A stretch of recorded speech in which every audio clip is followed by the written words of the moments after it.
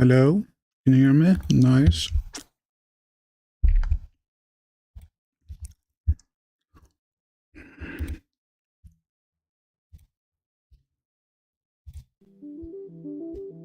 Let's put some music on. Well, it's me again. And I'm back.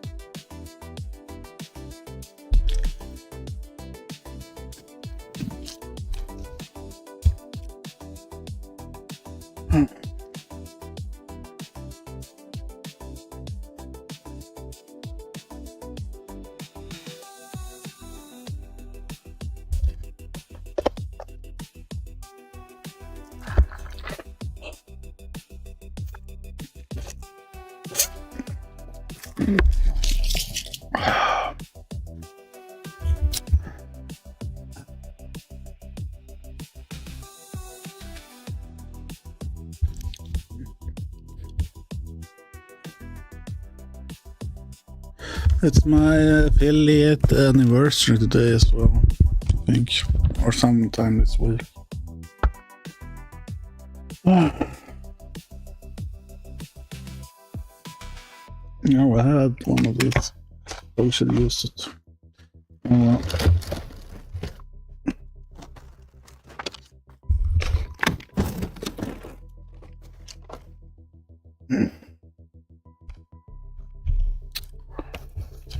Well, what it seems like, I want to talk about something. I was wondering if people actually care about you when you have a summer break, and they make sure you have something to do. Because I signed up for summer course that I can't take any student bidrag or loans for, and I like to start I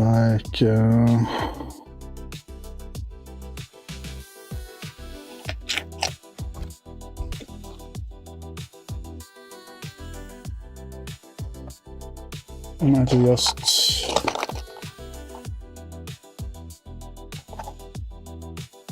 down to responsibility once I had it.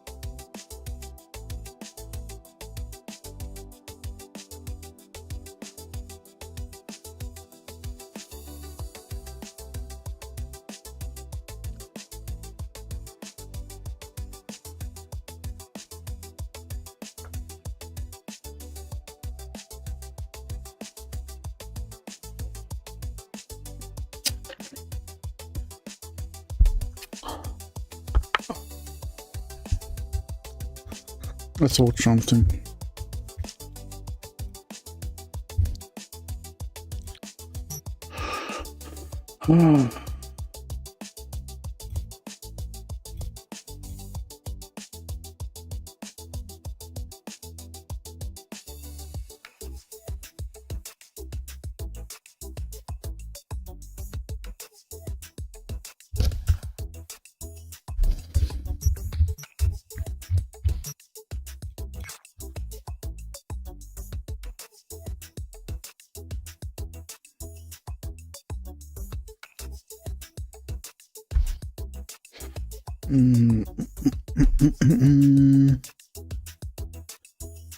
Oh man.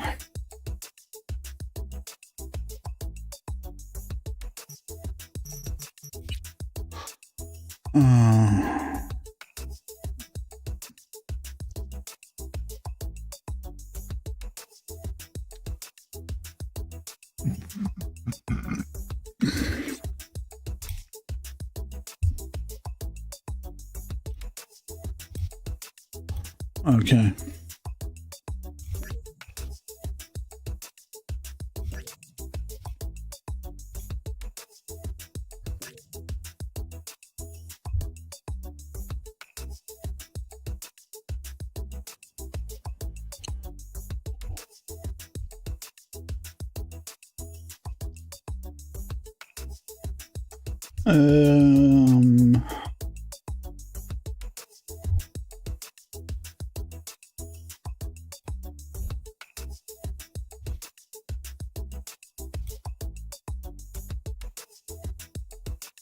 Let's watch this.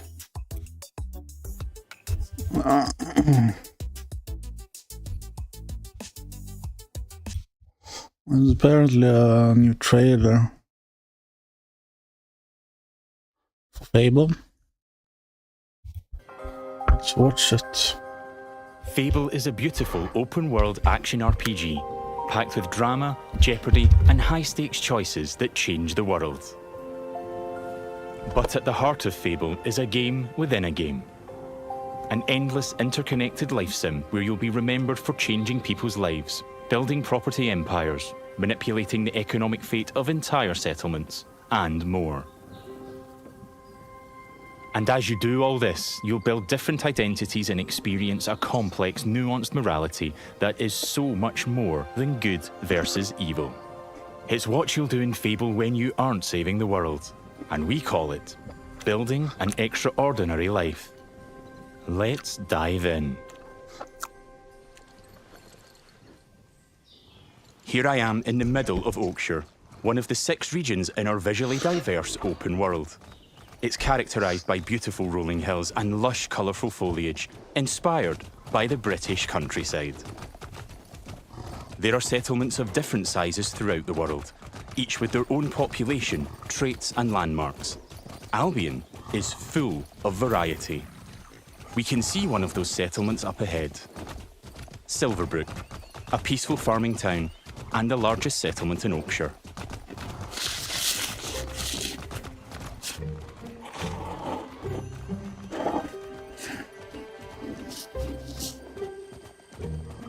Silverbrook is all about farming, so it has an almost unhealthy obsession with vegetables, which can be seen in every detail of the environment.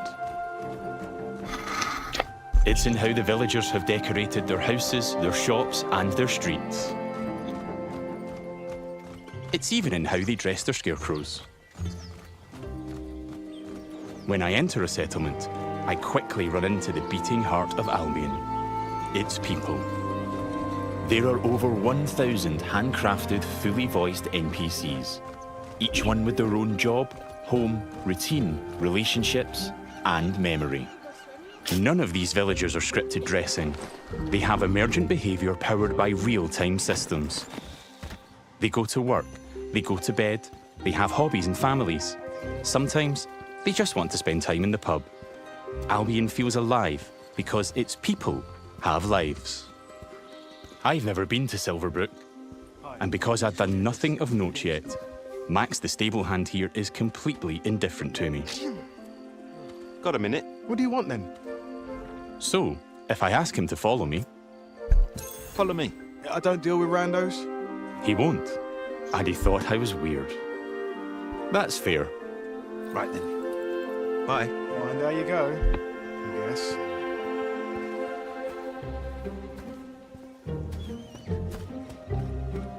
In the story, I'm here investigating if there's a connection between Isabel, the powerful red-cloaked hero I'm pursuing, and the strange magical incidents being reported in Silverbrook. I've heard something about giant vegetables and a hero called Arden who lives nearby. Maybe they could help me find Isabel. And it seems there's a bit of a commotion in the town square. Let's see what's going on. Someone needs to tell this little brat what's what. Oh, hero, can you do me a favour and get this bloody kid away from me? No! I won't let you kill Colin! Hero! You have to stop him! Look, kid, I'm a butcher, and Colin's just a pig. Do I need to spell it out?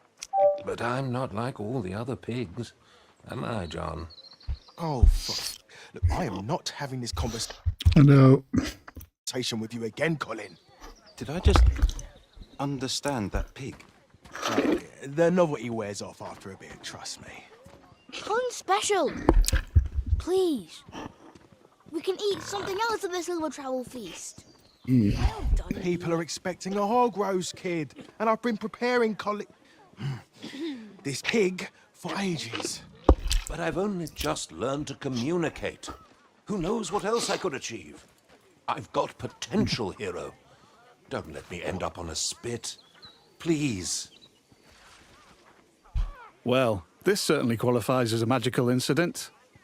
What you're seeing here is not a cinematic. It's just one of the hundreds of story conversations in our game. We have over 2 hours of high-quality, performance-captured cinematics, just like the ones you've seen in our trailers.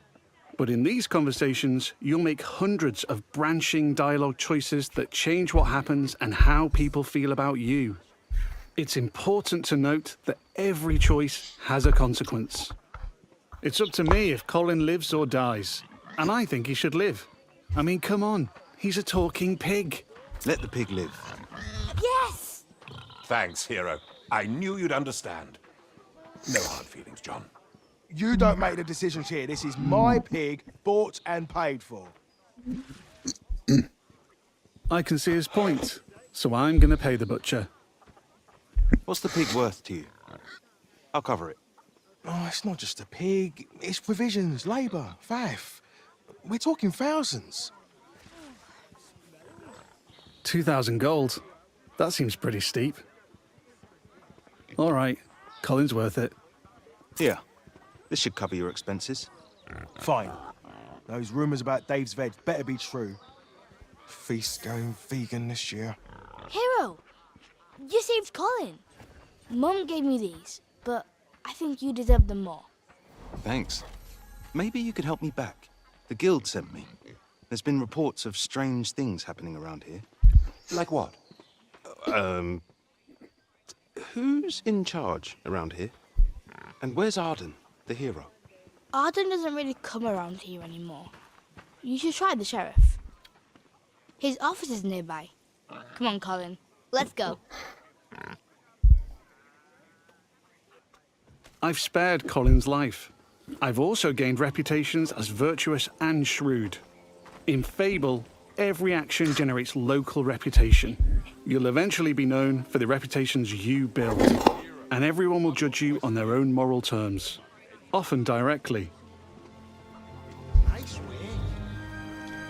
And this is at the center of our complex, nuanced take on morality, evolving beyond just right and wrong.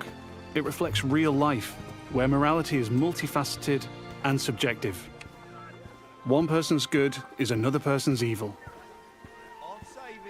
Even being merciful will divide opinion. Let's chat to some other folks and see what they think about me.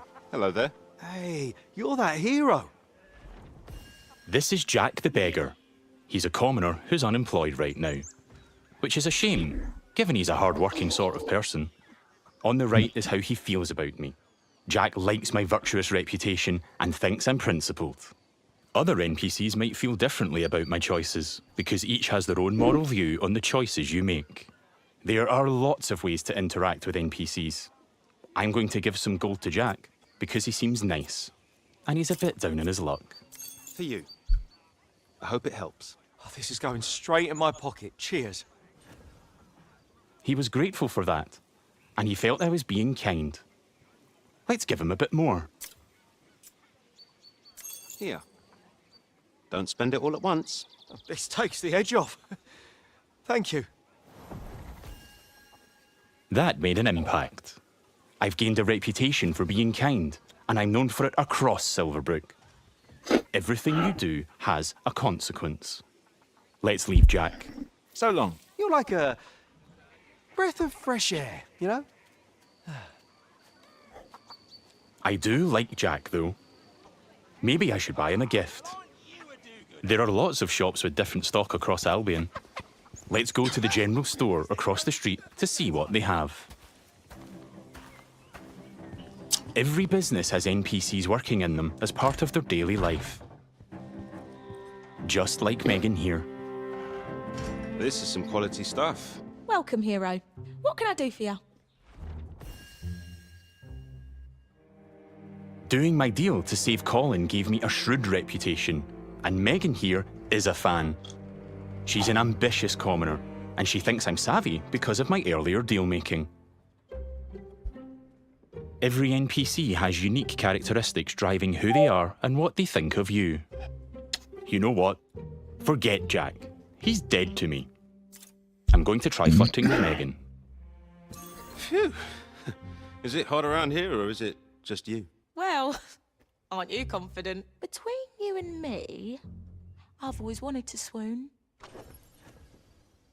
That went well. Megan thinks I'm charming and flirty, and I've started to build a reputation for it in Silverbrook. Let's ask her out on a date. Do you want to grab a drink or something? Would you believe you're almost what I'm looking for? Clearly she's interested, but I'm not worthy of her time just yet. She wants to date an entrepreneur who owns their own home and only wears fancy clothes. They're high standards. She is ambitious after all. All right, I'm invested in taking Megan on a date. Let's go. I'll be back, I'm sure. You have a smashing day. First, I'll need to buy a business to get a reputation as an entrepreneur. In Fable, I can literally buy any business. I could buy that bakery across the street, or around the corner, I could buy one of the stalls. But you know what? Alan, new McFlurry. Here, it's caramel and coconut. That was fucking amazing. Good as fuck. 10 out of 10. 9 out of 10 probably.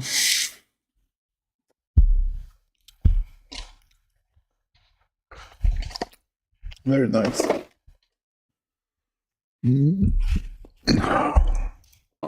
I think I like the pub. The Silver Trough. It's simple to buy a property.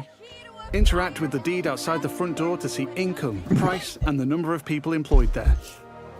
To be honest, I've always wanted to own a pub, so let's buy it. Maybe this is the start of my business empire. I'm a proud new pub owner. Now I can set prices and wages, and I can manage the staff. Every villager performs differently. Here, Susan the bartender is great with customers because she's caring.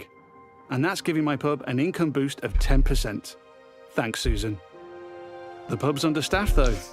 As the new owner, I should probably sort that out. And guess what? I know just the hard-working fellow.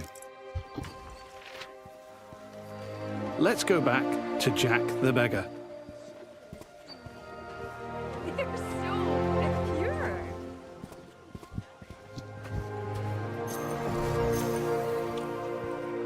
I've also gained reputations as an entrepreneur and as rich, because I bought the pub and it cost me a ton of gold.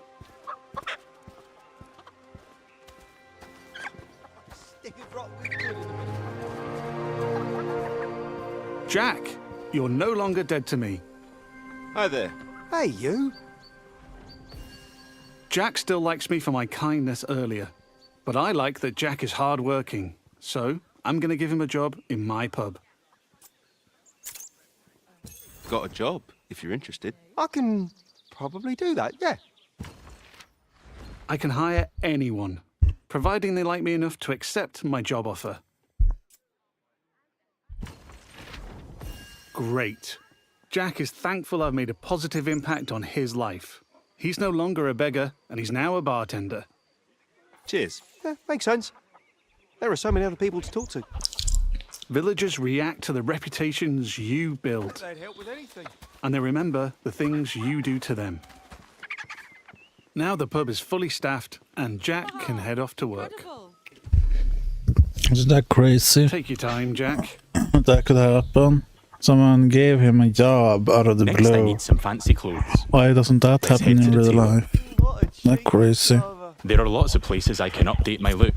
Tailors, hairdressers, tattooists. And every settlement has different options available. There are rare Does outfits look to really discover good, in the more though. dangerous parts of Albion too. I love There are the tons of options foliage. to create a unique look for your hero.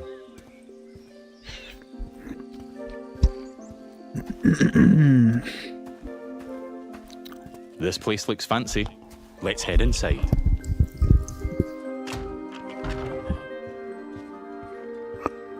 This is the tailor, Rhiannon. So much choice on offer. We're closing soon. Just like real life, wealth is a divisive topic, and Rhiannon has her own views. In stark contrast to the ambitious Megan, she's very much not a fan of rich entrepreneurs, and she thinks I'm out of touch. Which makes sense, given she's humble. Let's have a look at what she's selling. Fancy clothes, hopefully. Can I see your stuff? Don't waste my time. Rhiannon's jacking up the prices by 80% just for me. Looking closer reveals why. That's just how much she hates me.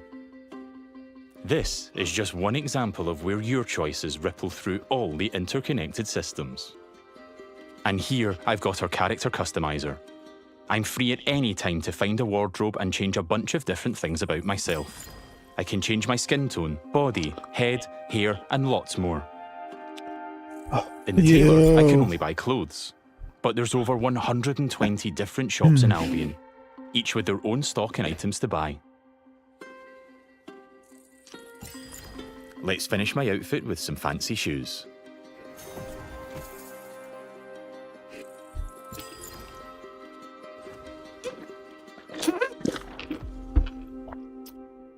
See you, Rhiannon. Take care. Yeah, all right. We don't get on, but it's been a pleasure. Now I'm really looking the part. Let's check on my relationship with Megan.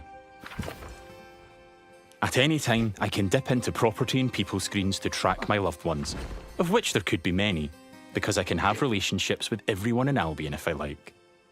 It would just take a while. While I'm here, I can see the reputation cloud on the right. It shows me what I'm known for in Silverbrook, as an entrepreneur, rich, kind, shrewd, and virtuous. On a single moral scale, these reputations would be seen the same way, as absolutely good or evil. However, as we've seen with Megan and Rhiannon, Fable's morality reflects the complexity of judgment we see in the world today, where everyone has their own moral view.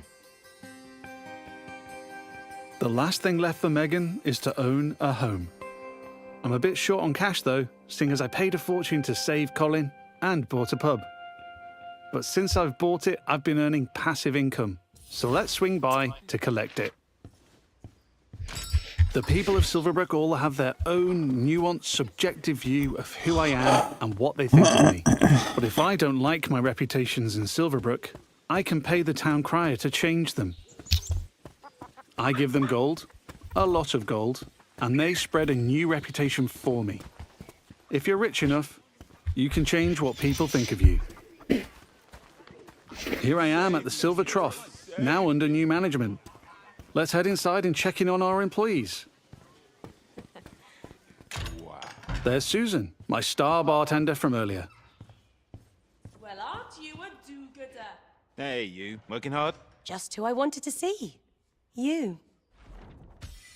Oh, she fancies me because she thinks I'm compassionate. Sorry, Susan. I only have eyes for Megan. Keep at it. You and me, boss. You and me. Hey, And there's Jack. Let's say hi. How's it going? just working. You know me. I knew you'd work out, Jack. He is a hard-working commoner after all. Keep up the good work. Farewell. See you, boss. Things seem to be ticking over in here, so I'll head downstairs to the income chest to collect my profits. Looking good. There's an income chest in every business I own and every property I live in. It means I don't have to go to each individual place, and I can collect all my income from any of them.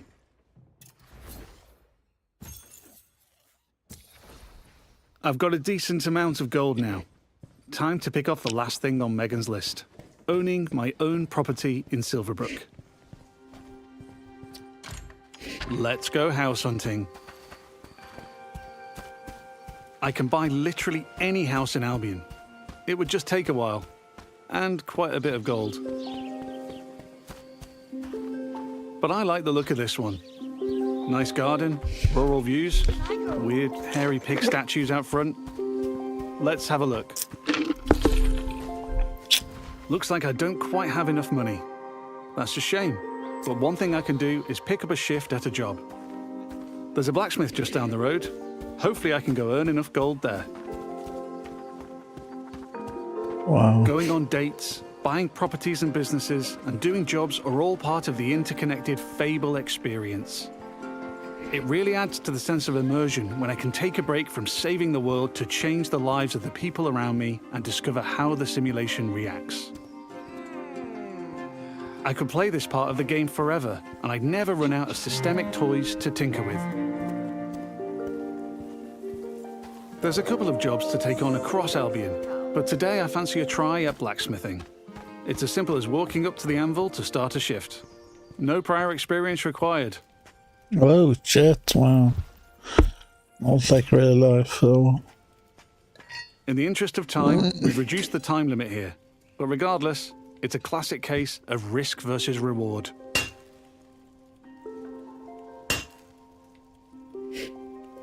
I'm constantly having to balance speed versus precision, while trying to earn as much as I can.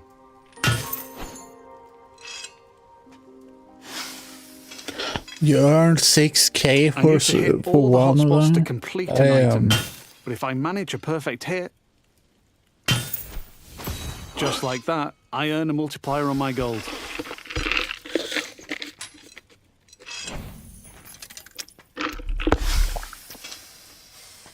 That's a successful shift completed. Well, it I can wasn't too return to the bad, blacksmith I any guess. time to earn more gold and gain blacksmithing experience while building my reputation. I've now got just about enough gold for the house. Let's head back down the street and buy it.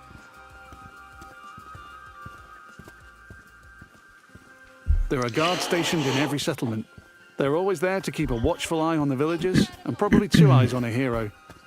If I get caught committing crimes, I'll find myself in trouble with the law, and that will change what people think of me.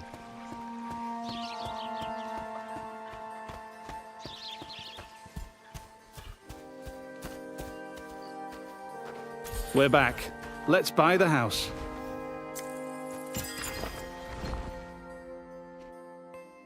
Now I'm the owner, I can hike up the rent or even make it free if I'm feeling charitable. I can manage my tenants too. I can let them stay and keep collecting the rental income, but I want to move in myself, which gives me the choice to just chuck them out on the street or be nice and give them a bit of gold to leave. And if I chuck them out, that would cause me to be known as heartless. And I'm trying to be nice right now in case I ruin things with Megan. Heartless. Isn't that what everyone is? I thought that was the normal one. And now I'm free to move in.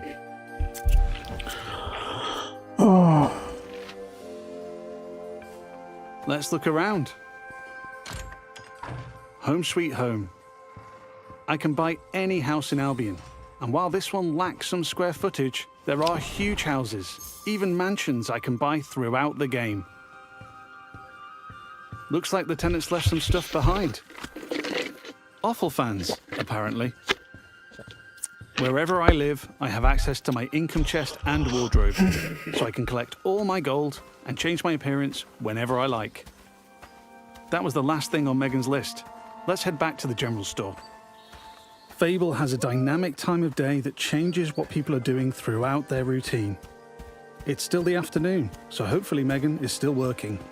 If I'm too late, she'll be back home in bed. And there's my new pub with some customers in the beer garden.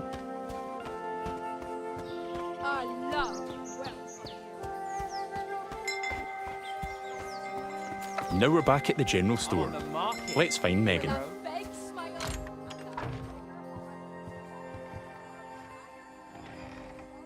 Just the person I wanted to see.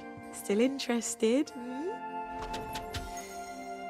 I've ticked off all Megan's dating goals, so now my chances of romance are much improved. Let's ask her on a date again. How about a date? A date? Oh, I'm chuffed to bits. I can offer a gift to increase my chances of a date being a good one. As tempting as my new offer is, I'm going to give Megan flowers instead. I think she'll like them more.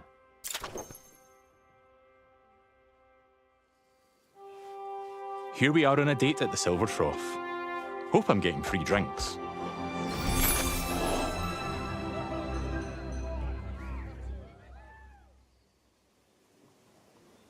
Looks like it went well. That was quite the date, hero. Loved it. Hey, you. Oh, hero. Yeah, that date was just brill. Megan found me quite charming. I'd like to make things official, so I'll ask her to be in a relationship with me. So what do you say? Ready for something more? And what a lovely couple we'll make. Whatever comes next, I'm with you. It's official. That's not the end, though. I could build this relationship a lot more. We could get married, which comes with its own set of goals. We could move into my house and start a family. And I can even hire her for one of my businesses. Things could go the other way too. I could break up with Megan, or divorce her in future. Or I might make choices that make her divorce me. There's lots of ways I could change her life, and she'll remember. But we've seen enough romance for now. Bye, Megan. I have to go. But you're welcome to watch me leave. You have a lovely time, sweetheart. Before we go, I've only really demonstrated what it's like being an upstanding citizen in Silverbrook. Our game is one full of contrast, though. Modest. Yeah, I like it. Where I decide the kind of hero I want to be. So let's briefly explore what it's like if I'm not so nice. Hi, Susan. Nose to the grindstone. Love to see it. Lovely to see you, boss.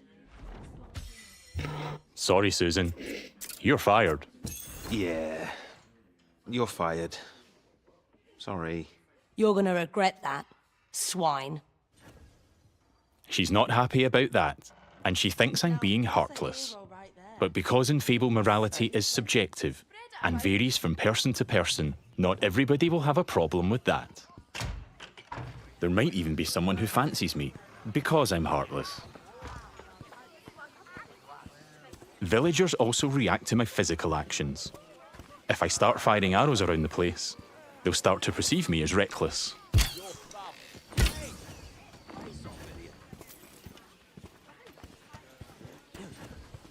I can even take pot shots at the locals if I want.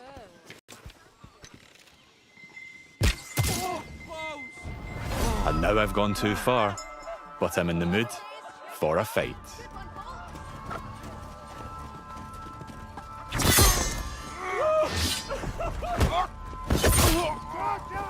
In Fable, you can express yourself with your own combat style, combining strength, skill, and will in style-weaving combat. You choose the weapons, skills, and abilities you want to use and blend them seamlessly together.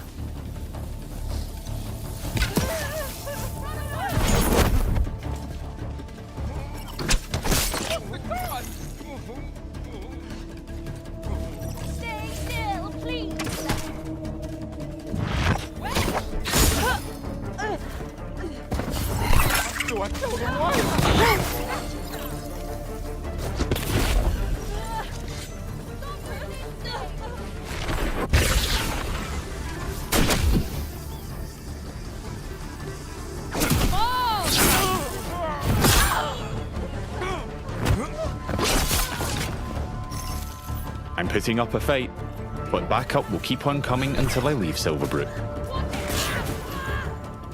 Peacefully or not. I think a tactical retreat is probably for the best. Now I have a bounty on my head which will grow with more crime. I can immediately pay it or pay a reduced fine if I spend long enough out of town. My reputations don't disappear with my bounty though. Once I'm known as a killer and a criminal, it'll stick with me until I put in the work to change what people think. Or until I've made an expensive visit to the town crier. Because the people in Albion remember what you do.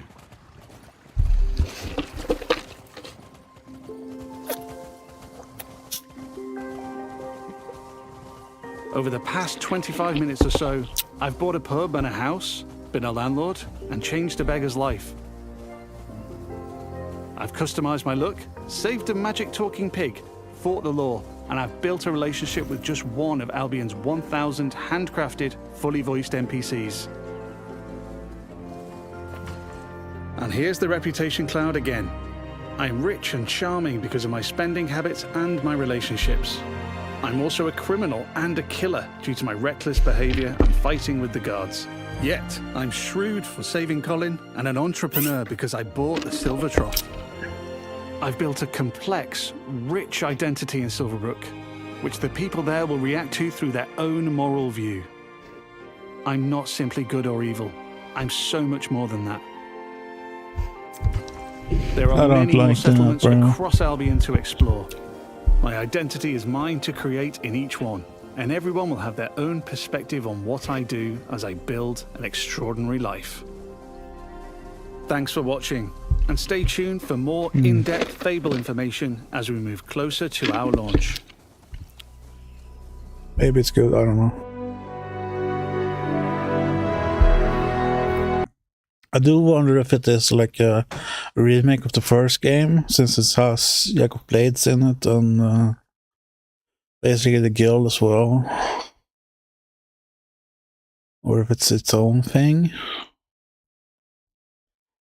And maybe it's just its own thing but inspired from the first game, I guess.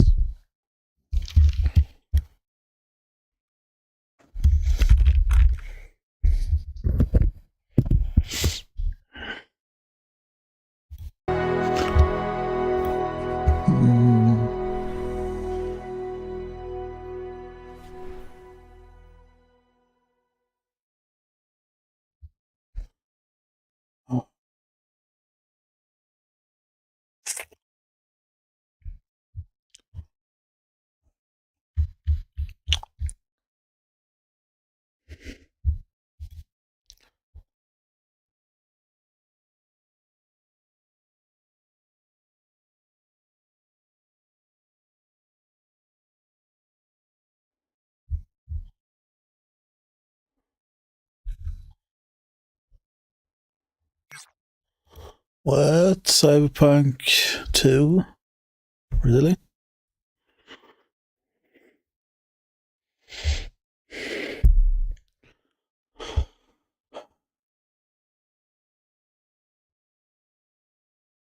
Now, CD Projekt Red isn't talking publicly much about Cyberpunk 2. Alright, it's a scam video.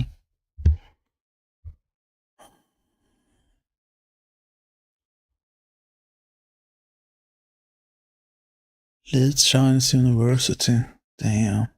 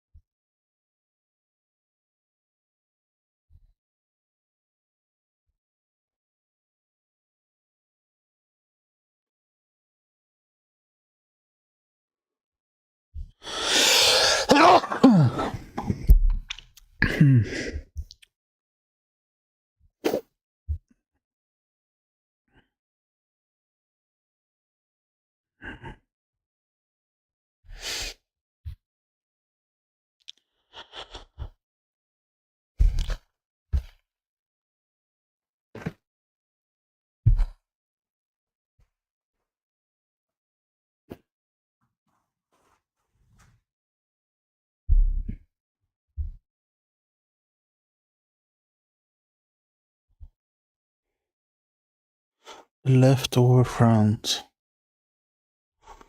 Sounds like me, I guess.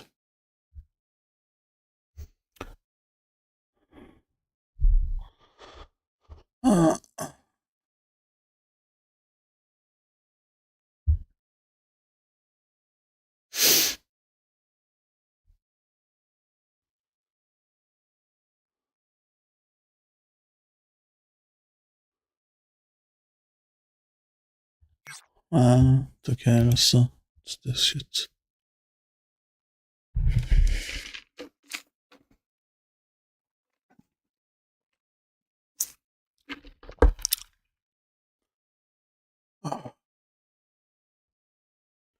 I built a secret room inside of a gas station ice freezer. This is one of the sketchiest yet most fun videos I've ever made. From getting snacks after midnight to monitoring my hidden security cameras, I will show you the full experience of my icy hideout. And my goals are simple. 1, build the best secret room I possibly can, and 2, see if I can sleep in it overnight at a 24-hour gas station. 67 on there. Bro. Hello. So my plan is to go around to multiple gas stations, heck, maybe just one, and ask if I can purchase their ice freezer. I don't know if that's even possible, but today, folks, we're gonna find out. Which is step 1 of our master plan. I only have 3 steps, by the way. Here are the other 2. All right, guys, this one's pretty big. I hope they allow me to buy it. The freezer that you guys have on the outside, is there any way I can buy that if I give you a lot for it? No, sorry. But maybe Racetrack would let me. The entire unit? Yes. But I have no hand in that whatsoever. Understandable, have a great day. But maybe Quick Trip will let me buy theirs.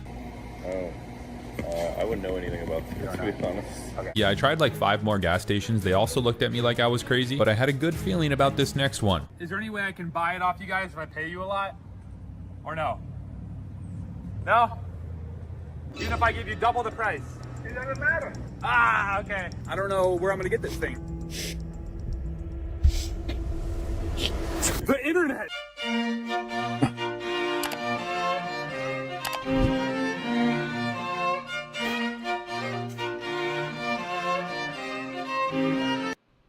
Well, this is massive. Step 1 of the master plan is complete. Now it's time to build the secret room and even equip it with hidden security cameras. Now she's looking pretty, folks. Now I'm gonna check if I can lay down in it. Well, first of all, let's just get a look at the inside of this thing.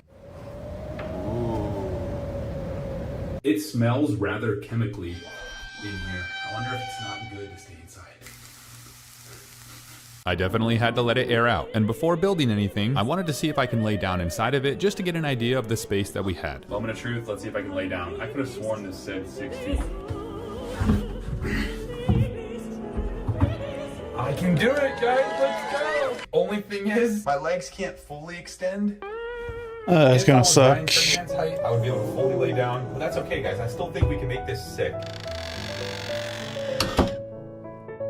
Also, we need to build an emergency exit because once I lock the, imagine if I was locked in. Wait. Okay, jokes aside, guys, do not go into a freezer if you happen to have one. I am a trained professional, and I'm also a professional YouTuber, which is why I had to get a cringe thumbnail picture before proceeding any further.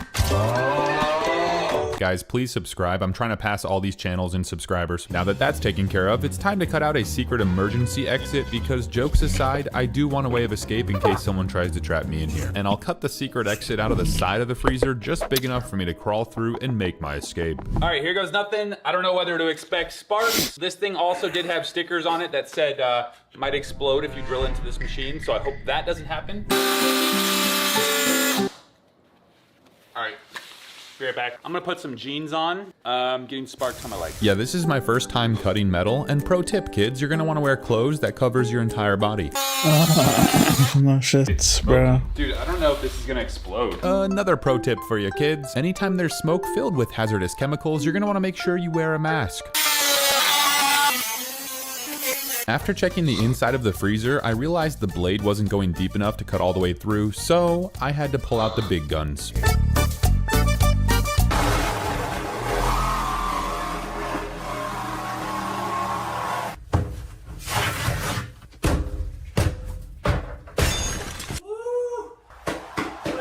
With the emergency exit cut out, I grabbed some white Gorilla Tape to tape the metal part back on in hopes of disguising it. And you might be thinking, Michael, with a brand new freezer that still sticks out like a sore thumb. But guys, I assure you the next step will help with that. All right, before absolutely decking out the inside of this thing to make it a true secret room that would make even Ben Azelert blush, we need to beat it up a bit, like the exterior, because right now this thing is looking sparkly clean, with the exception of the ratchet looking E over there that's just taped. But yeah, I think we should start beating it up.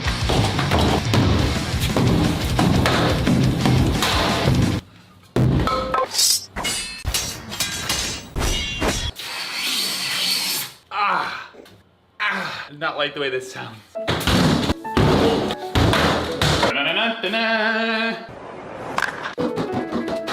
about a hole-in-one? At this point, some people might be skeptical why there's just so many dents. Which is why it's time to dirty up the ice freezer now to really give it that look like it's been around the block a few times. Now we're talking. Yeah, I might have gotten a little carried away with this, but it was effective at making it not look brand new.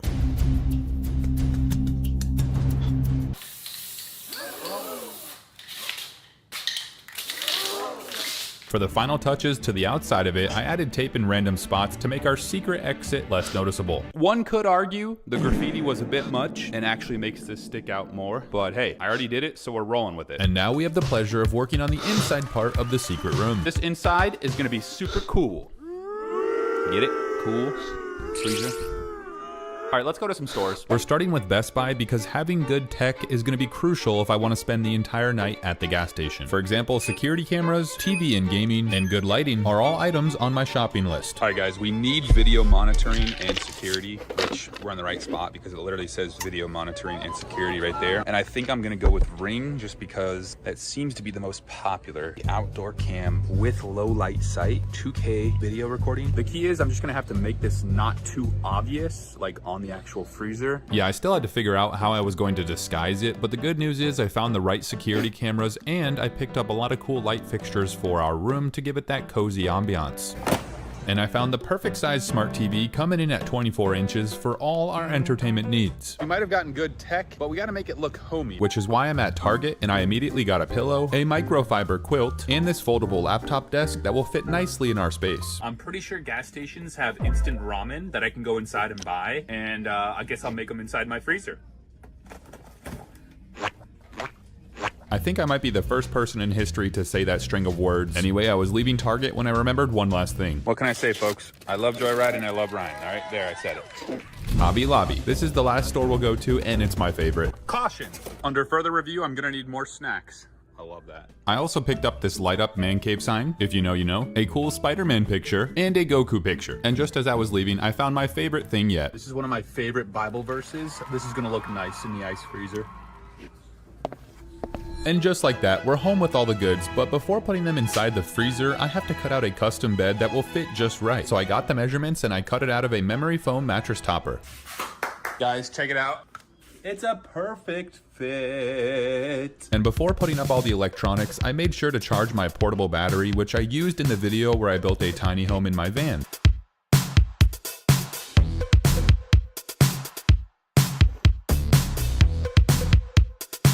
Putting those lights on was more work than one would think. Let's see how hard it is to mount a TV in this bad boy. All right, let's see if this fits. Like a glove. Nice. It tilts down, baby. In that moment, I was full of joy because I was a man lying down on a mattress inside of an ice freezer, looking up at his TV, which was tilted down towards him. It's time for more decorating. Got to get a picture with my wife in there. That's when we were in college. Fun fact, that's why my hair looks like that. Should I bring it back? Comment down below. I just love this next decoration. Teddy. I was having an absolute blast decking out my secret room, and my confidence to sleep in it at a gas station was growing.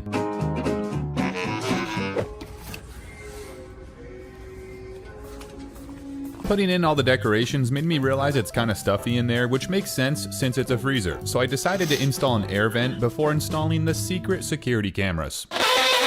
Also, I know it's not necessarily the most subtle, but I prefer to be able to breathe. Time to install the hidden security cameras, where even if someone was crawling around like this, I would see them. Now the problem is, I really don't know where to put these without them standing out. Let me just pace for a second and think.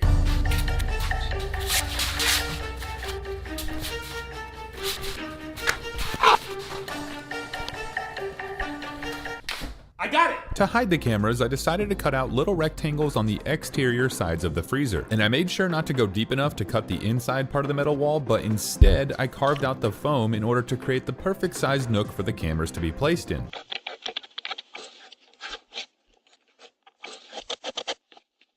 Then I taped over them with black duct tape in order to disguise them and make it look like it was just more patchwork on this old freezer. Just looking at this, you would not notice there's a camera in there unless you were really looking, which I don't think anyone will be. I made sure to install one on each side and one in the front, but I didn't need to worry about the back because that was going to be facing a wall. Oh, and I put more black duct tape in random spots to make it blend in more and look less suspicious.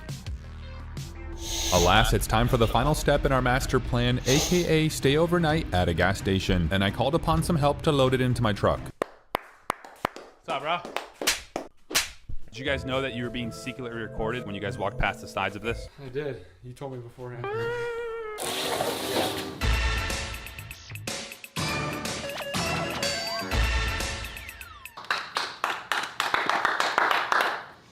Solid work, boys. Now that she was loaded up, I just had to wait until nighttime to begin our icy stealth camping adventure.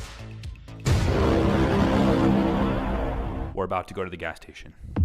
Just as I was about to leave, Cedric confronted me wondering why he wasn't invited. Cedric is sad he can't come with me on this stealth camping journey. If you watched my secret tiny home in the van video, you'll know that my boy Cedric joined me, but I feel like for this one, it's just too cramped. You wouldn't really like it that much. I'm actually thinking of you, okay? Whatever. Have fun without me. Buddy, I love you and I always enjoy my time with you. It just doesn't make sense, but I don't want to hear it, buddy. I played with you a lot today. It's true, I played with him more than usual because I felt bad he wasn't coming with, but I did let him know he was with me in spirit. And with me in cut off magnetic head version. Anyway, we better get going. Sorry for that side tangent.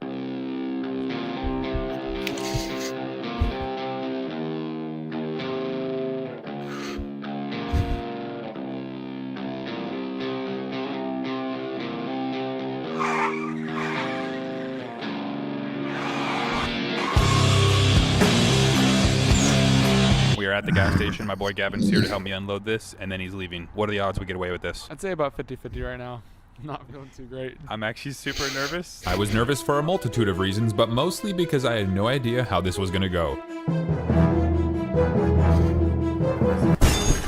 Why'd you just drop it like that? Dude, I can't let it go. Gavin. Oh, we're good.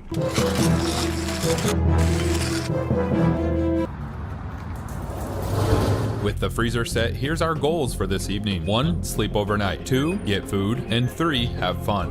Which is basically my daily routine.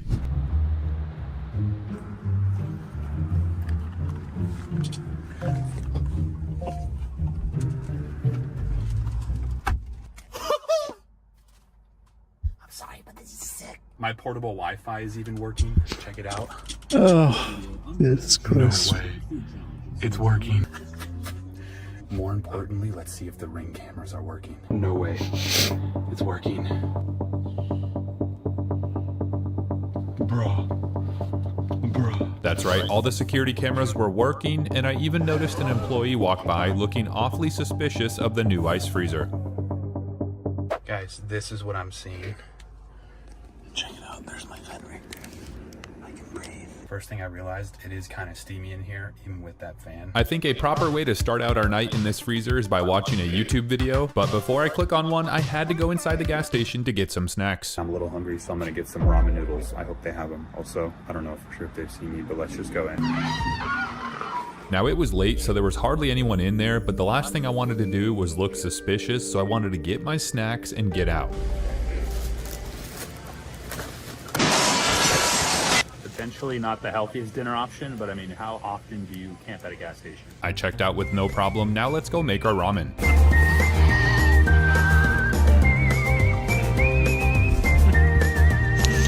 Oh. sounds. Here's what I looked like just now from my hidden camera. Alright guys, we are preparing some instant ramen.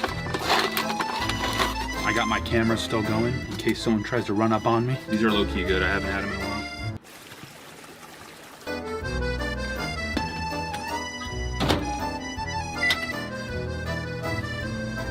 I'm currently waiting for my noodles. I gotta watch the security footage too. I am sorry for that chewing, it even annoyed me as I was editing this. But anyway, yeah, it's kind of cool and creepy at the same time that I can just watch my surroundings from inside this thing. Oh yeah.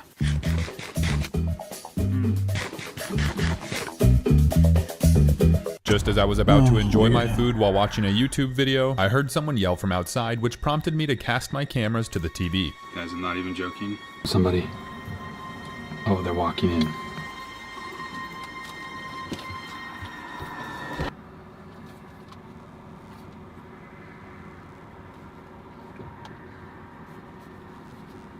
What is he doing? What is he doing? What is that guy doing? Okay, oh, no. What?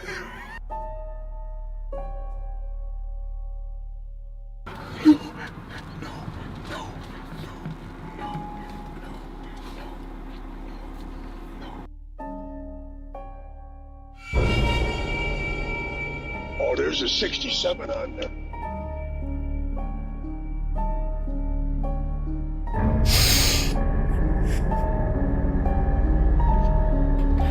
What the freak?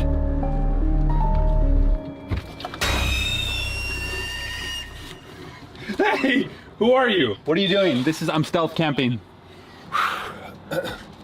You're crazy, son. What up? I heard you might be here. You scared the crap out of me. You scared the crap out of me. I didn't know what you was gonna be doing or this and that, but when I walked, I said, there's no plug to the back of that thing. If there was a 67 on it. Did you know it? Did you?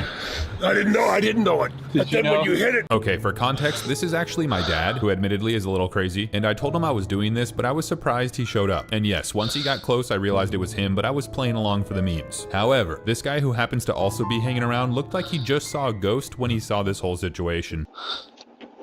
I'm stealth camping. There's a YouTube video. YouTube channel.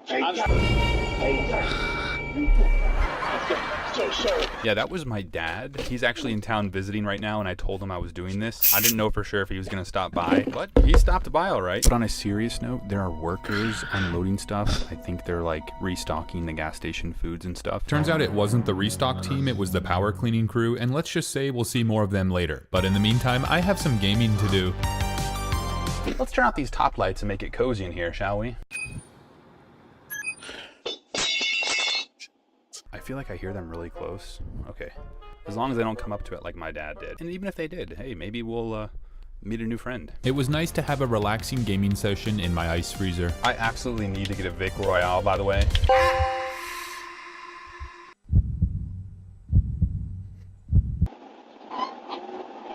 Okay, that was just a normal guy walking into the gas station, but in other news, after losing my 7th game in a row on Fortnite, I decided to go get more snacks, but folks, I made a critical error of not checking my security cameras first. Huh?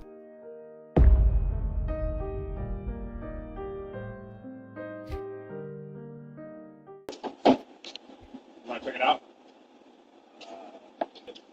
Oh, pretty cool, right?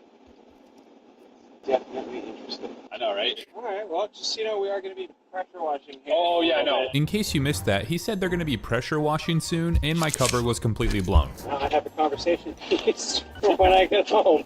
Yeah. They're going to be pressure washing right around this freezer, and maybe I'll ask them to actually clean it. No, that'd be messed up. Let's watch Rocky. Rocky is one of my favorite movies. I'm watching the 4th one where he faces the Russian, and I was getting into it. But upon further review, I'm gonna need more snacks. So I headed into the gas station yet again.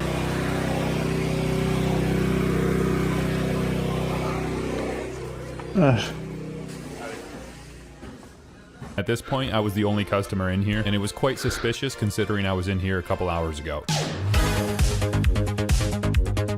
I haven't done this since I was a kid, but pro tip, you gotta take advantage of that real estate. This can't be good for me. Underrated snack right here. Gardettos. Not sponsored, but I like them. You know what? What the heck? A gas station classic, Slim Jim. Oh, this is a double. Wow. My heart's gonna hurt. It's still here.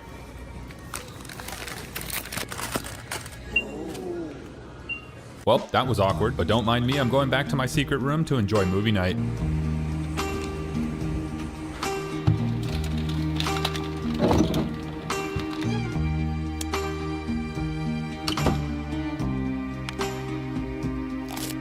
As Rocky fought against his most formidable opponent yet, I too battled a fierce opponent whose name was sleepiness.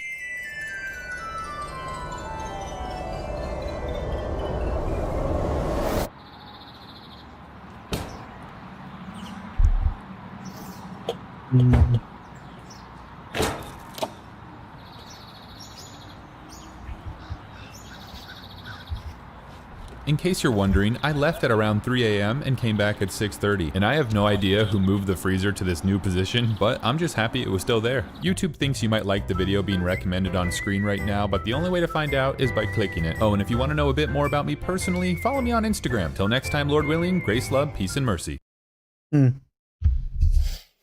So he moved it. Alright. This is me, sitting in an engineering lecture hall at one of China's 985 universities.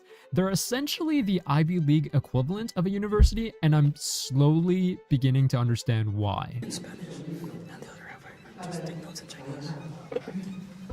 Yeah, I have a feeling this is gonna be a long lecture.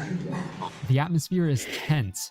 While there's an absence of stink being masked by Axe body spray, I could still smell the unease in the air. And that's because it's close to final exam season for these students, and they're fighting tooth and nail to come out on top at this prestigious institution. Well, sort of.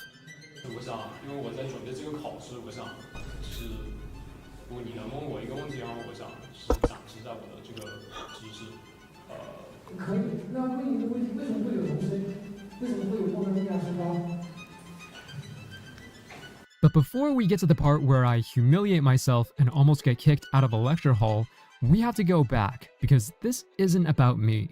It's about something much, much bigger.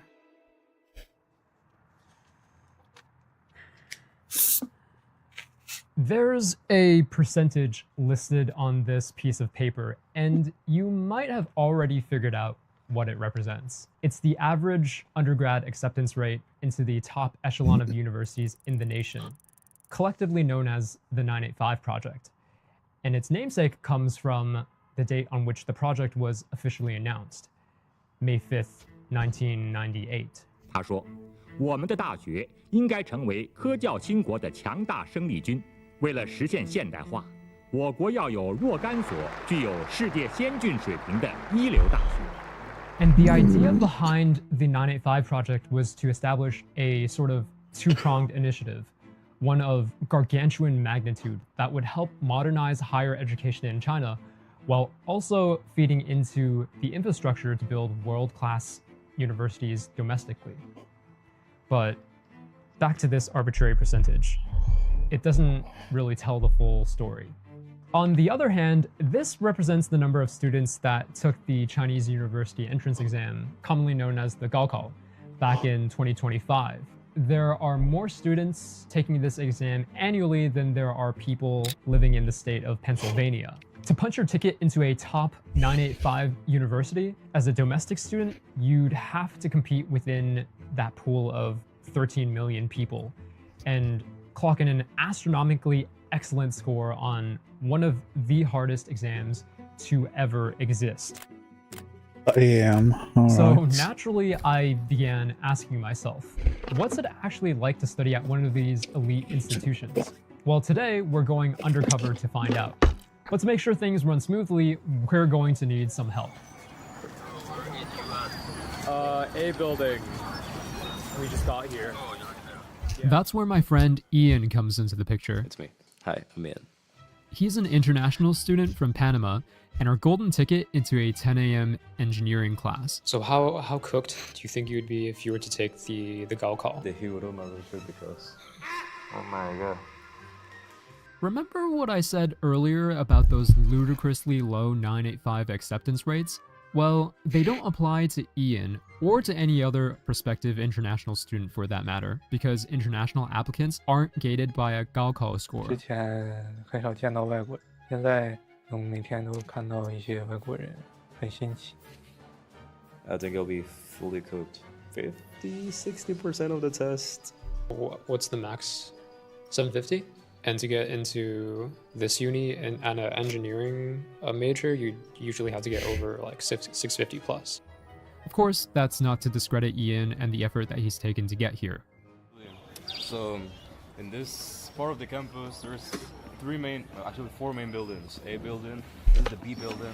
You can see this is the most packed of all buildings. It has 5 floors, 2 elevators. It didn't work as they should, but I mean, you guys gonna take a look.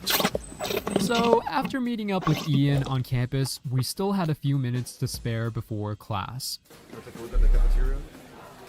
Yeah, let's take a quick look.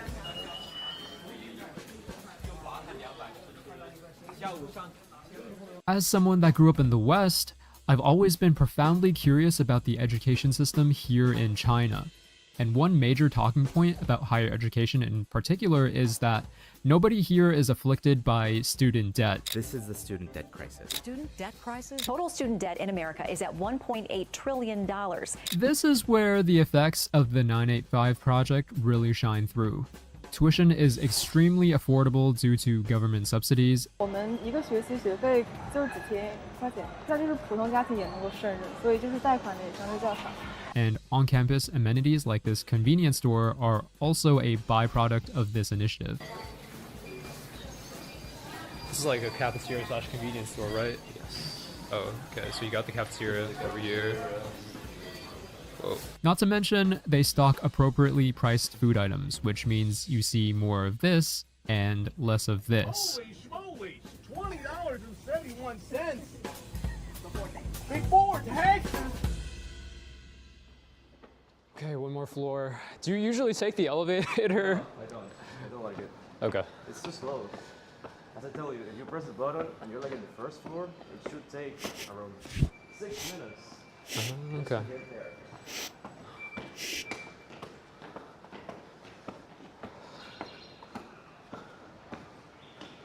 You good? Yeah, we're good, we're good. I'm huffing and puffing after that 5. That staircase set. And after trekking up several flights of stairs, we finally made it. This is really your assistance. Students are required to swipe their card on this machine as proof that they've shown up to class. Oh shit. Obviously, we don't have a Need to show up to class? What the fuck? Be low-key about it. And getting caught without a student card would prove to be problematic, as I would soon find out. But more on that later. Upon entering the lecture hall, I began to feel my nerves run wild. You have to understand, I was never an exemplary or hardworking student. Your fundamentals are not like as strong as most of the Chinese people here. Then you have to double in the work to adapt. So claiming an undeserved seat here in a hall full of borderline geniuses seemed like hearsay. The certificate that they gave her, it's for like amazing grades.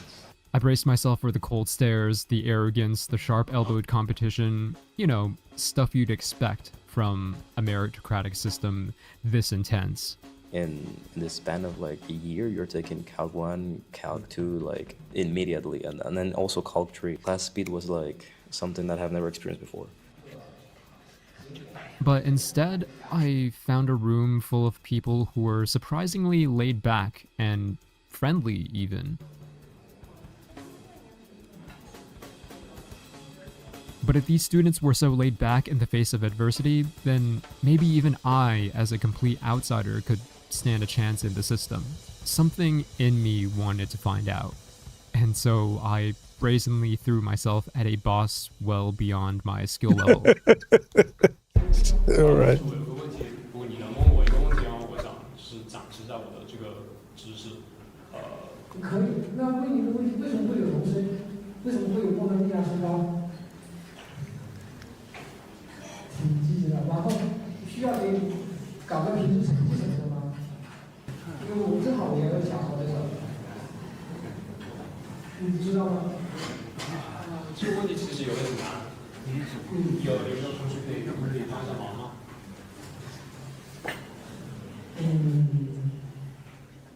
Oh my god.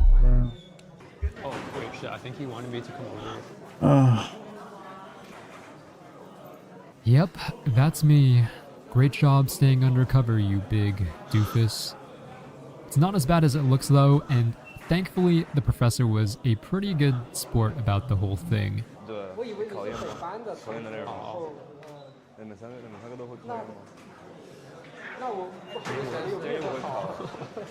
Okay, just got out of class. So as the morning block wrapped up, I watched this massive wave of students on e-bikes moving slowly toward their next destination. I've never seen a traffic jam quite like this, and while the scene captures a uniquely chaotic part of Chinese university life, it also reflects a deeper paradigm shift that's currently unfolding. I've actually just made my way downstairs because I want to get a feel for what's like on the ground. The bird's eye view is nice, but I feel like being on the ground will give me some much needed insight. I just scanned this bike. You can find them all over campus. But it seems like we've lost Ian and our cameraman in the chaos. In 2026, China is expected to produce just around 13.7 million fresh graduates. That's a lot of people. And 20 years ago, that number was sitting at just 3.8 million. And this traffic jam sort of symbolizes this invisible bottleneck that these fresh graduates are facing. And the students here aren't an exception. In a job economy that's becoming more saturated with degree holders, graduating from a 985 university is still a big deal, but it might not be the panacea or the miracle cure that this generation is looking for.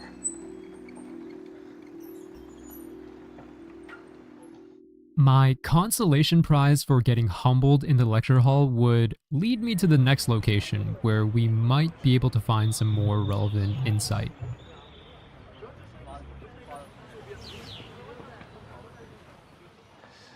I'm currently standing outside a Chinese student dormitory where we'll be getting unfettered access to one of the students' rooms, and it's going to be really interesting to see what's going on behind the scenes over here. If you have so much people coming for education in one area, in some dorms, in universities, they pack 4 students per dorm. Sometimes they pack 6. 我一般不太在寝室，对，除非是说学习。They don't have dorms in Sweden. It's kind of crazy they don't have them here. 当时有疫情嘛，然后可能高3的时候也没怎么认真学，玩玩那个学习。You're expected to be rich and be able to afford 当时都在家里学。your own housing situation. 上大学一开始也想这么做，上课听，后来发现听不懂，然后干脆就放弃上课听，或者说没那么重视，上课简单听一下，主要放在自学上。高中的时候会想做到方方面面都做到很好，但到了大学的话，有时候会放弃掉一些部分。现在人比较多嘛，人变质比较严重。It's kind of crazy that like both China and America is built for non-overclass people, so they have dorms. 学的东西还不够多吧，感觉就业压力会比较大， People, I don't know. 薪资也比较man. I was expecting to promptly head on my way after documenting the student dorm, but I ended up sitting down with this junior year student and we just talked, contextualizing the life of an elite student and also the paradigm shift from earlier through interactions like this makes the process feel so much more special. 我感觉你们在上课的时候在听什么，就是也听不懂呀。其实我上课也听不懂。I wanted to talk to more students about what actually happens after graduation, so I snuck into this English class hoping to start a dialogue. But I made a grave miscalculation. The small class size made my sudden appearance look incredibly suspect. I needed to establish rapport, and fast. 你好，请问一下，你们这门课是英语吗？Okay, hi, nice to meet you. My name is Robert. What's your name? 语言。你觉得你们的英语水平怎么样？一般。你们是英语专业的吗？对。你大几了？大3。For a moment, it was actually going great. The class was about to start, but I wanted to take it a step further, blend in as a regular student, and stay completely under the professor's radar. That is officially the bell.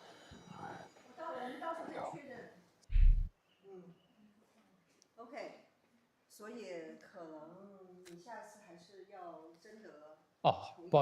不好意思啊，我就是经过你们的这个教室，然后听到这个你们在用英语对，所以就比较感兴趣。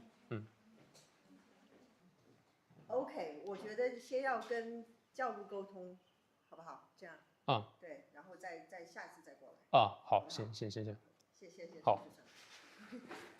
好，谢谢打扰你们了。Unfortunately, I failed the perception check. Which brings us here. Welcome to the world of student-driven education.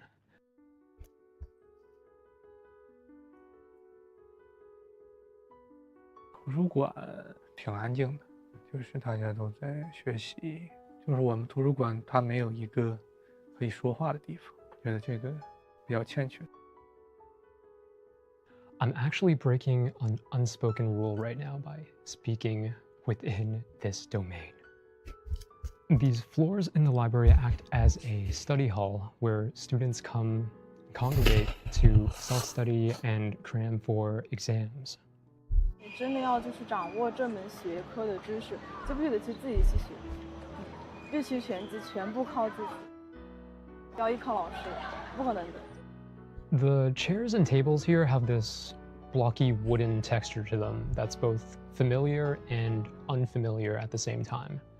There are no barriers in this section, no fancy seating arrangements, no casual conversations going on in the background. Looking up, even just for a second, reveals the students that are working harder and more efficiently than you. It's an environment that's engineered to elicit urgency. Because they need some driving force to push them forward. And everybody are supposed to do the same things and the same goals. It's because of this kind of settings. So we are very locked in a system. In a system that's supremely results-oriented, studying and scoring in the top percentile on a critical exam like the Gaokao is the name of the game. It's how these elite students got here in the first place. And it's how they'll get to their next destination as well. 我打算考公。考公。我觉得先考研吧。我自己其实是蛮想尝试考公的。我打算考公不考研。算是小镇做题家。大学之前，我觉得人生就是要不断的去拼搏，去考在前面，学在前面。但上了大学之后，我觉得人生其实有很多种选择的，不光是要考好，去学好。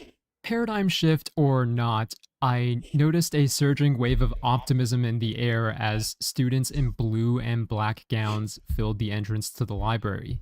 These are the soon-to-be 985 graduates of 2026, and I wanted to get their take on a particular decision that graduates where I'm from tend to gravitate toward. 这个 gap 1年这个概念有什么想法？国内 gap year 的话，感觉在简历上留了黑点吧。我觉得大部分的家庭，如果不是有足够的就是经济实力的话，都是不太会去支持的。如果你有 gap 的话，就竞争力上就不如别人嘛，大家都差不多，都那么好，为什么就会要你一个愿意休息的 ？gap 1年的话，可能就不太好，继续找比较好的工作。因为父母的话，他们都是比较焦急的，总是带有一些就是任务式的一些思想，就是觉得孩子上学，然后马上就要去就业，就业之后去结婚生子。我觉得这些都是一连串的，就都是一些中国式家长的一些思维。所以读研的话，也算是一个对我来说是一个科研的 gap year。But what they said afterwards surprised me.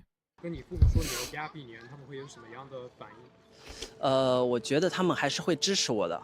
我父母对我期望就让我开心快乐就行了，就是不要有太大压力，然后过得开心就行了。无所谓，人生其实什么时候都是开始，人生的容错真的是很大的。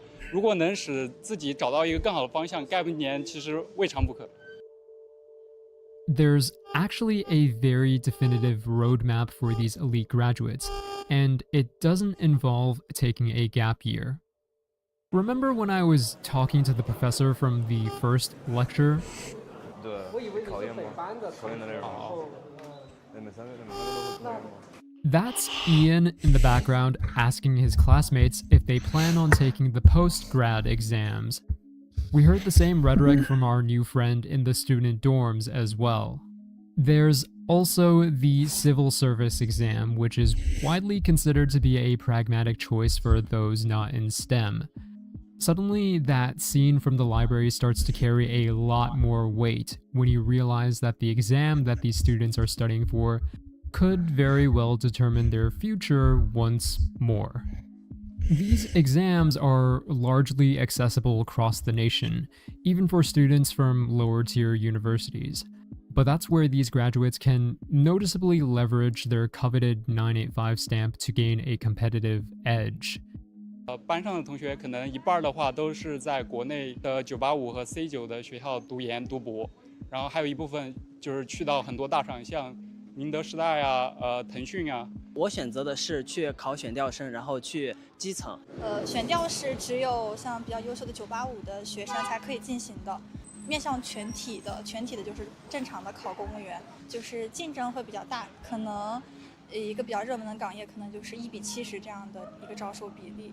如果不考公直接去就业的话，也没有多少适配的岗位。其实，就业环境压力比较大吧，因为大家都比较卷。就业情况也不是很好，所以公务员这个的话就是能够更稳定一些。能考公的话，离家里面也比较近。据我所知，大部分还是会去考研，就是选择考公的可能更偏向于是一些女生。但是大部分人考公务员可能会往家考，因为离家近一点的话，也不想着说，要挣多少钱这个样子，主要就是图一个生活安稳。我比较喜欢我家乡那边嘛，然后我是甘肃的，我就发现甘肃的发展不好，然后我就想尽自己的一点点能力吧，然后以后去发展一下家乡。大家对未来方向的选择吧，所以导致有这种差异。但是我觉得每个方向都有光明的未来吧。I had spent a day in the system with these elite students, documenting a reality that once seemed very far removed from my own. Everyone here is fighting to become masters of their own destiny in an age where nothing is guaranteed.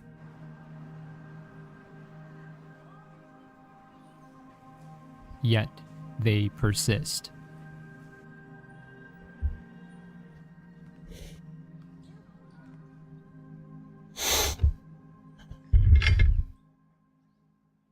But now comes the moment of reckoning where I come face to face with the uncomfortable truth about this whole thing. I think I've failed to illustrate just how big this university really is. And I'm going to take a second to regain my bearings here. There are currently no students in the hallways or in the classrooms. So it is much quieter. There's a very stark contrast to the classes from this morning. I'm gonna call my mom real quick. She's been blowing up my phone the entire day, but yeah, just wait for me for a second and I'm gonna take this call.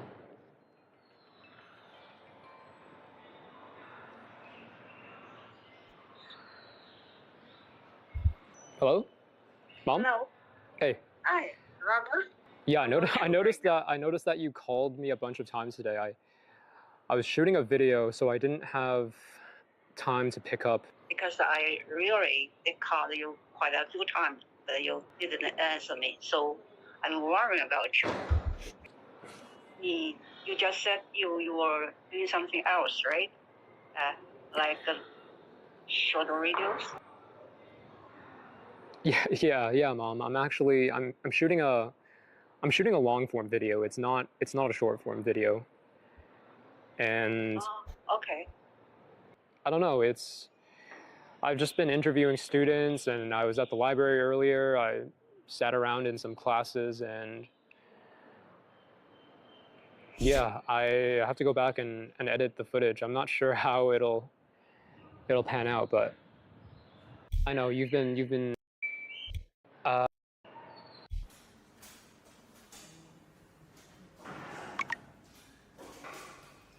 Consider subscribing if you want to see more videos like this. Take care of yourselves, and I'll see you on the next one.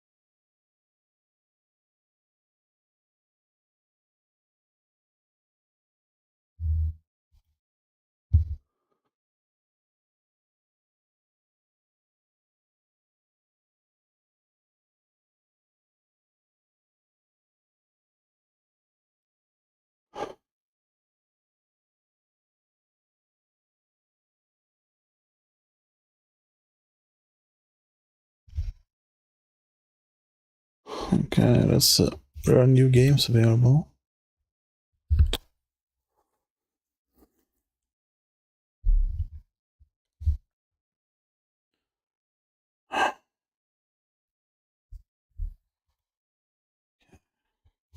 What's this?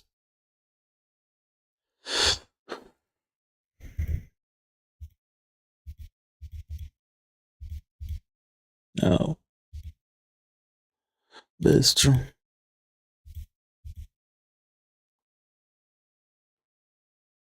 It's a furry game. Oh, Jesus, bro. This is furry. Oh.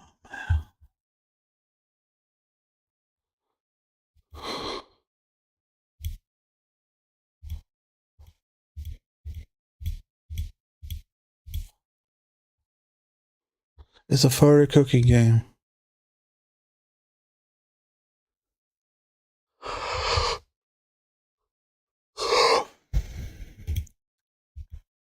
It's literally a furry cooking game.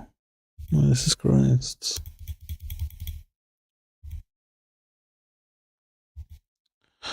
What's this? This is like a frog co-op extraction puzzle platform. Puzzles can die. I hate them. What's this? This might look promising actually.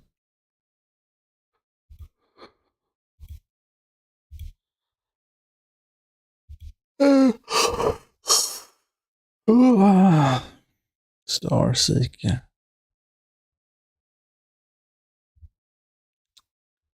Astroneer expeditions.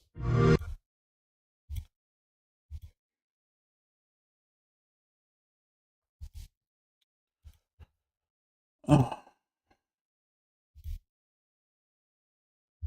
No. No.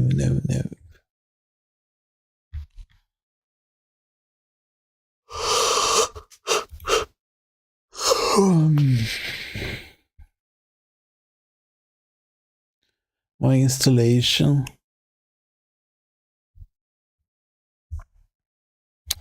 Of Diablo. So Diablo got updated.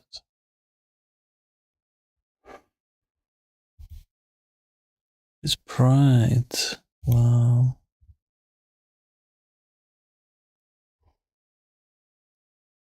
I wonder if Lilith is gay or not, right?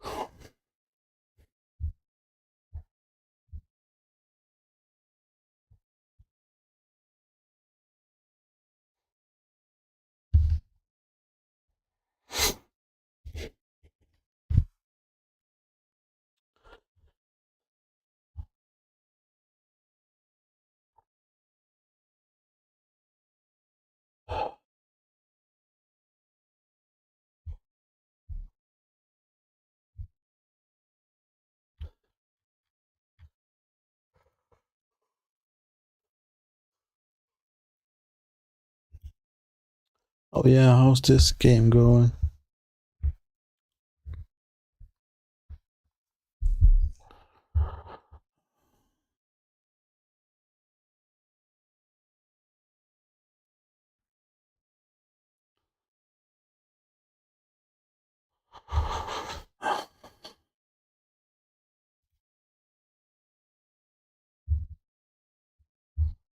Waiting.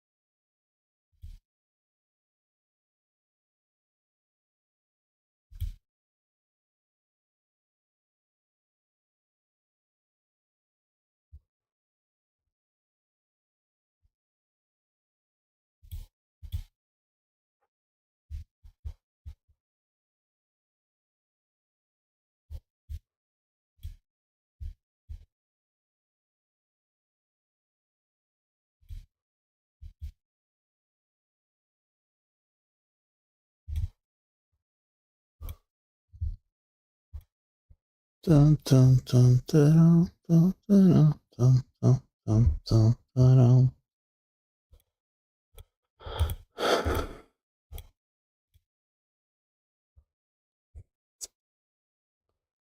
Okay, cool.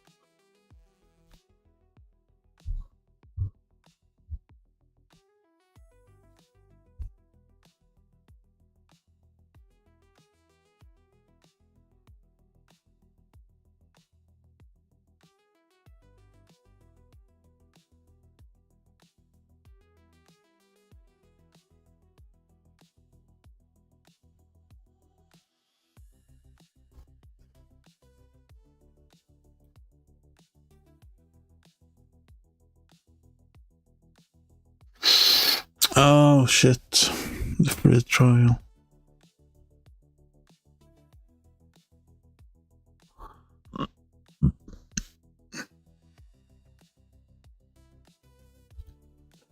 It's gone. So I lost all the progress. Fuck. Alright.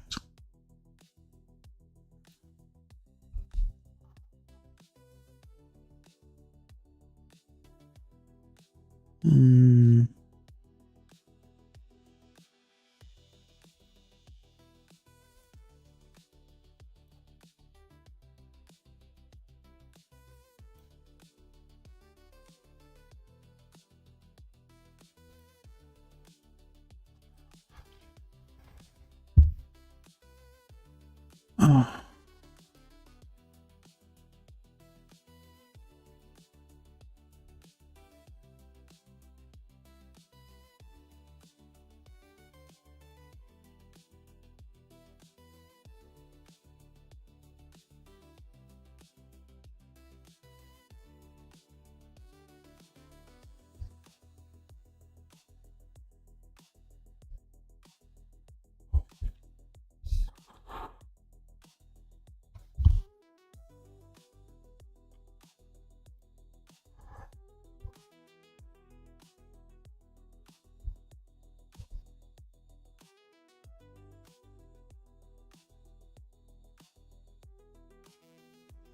It's kind of crazy that new Halo game is coming out. It's a remake. Never mind. Fucking remakes. It's something I hate, it's fucking remakes.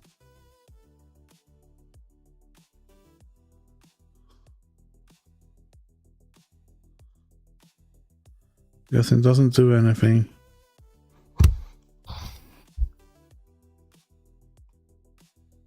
Doesn't give me a new game to play.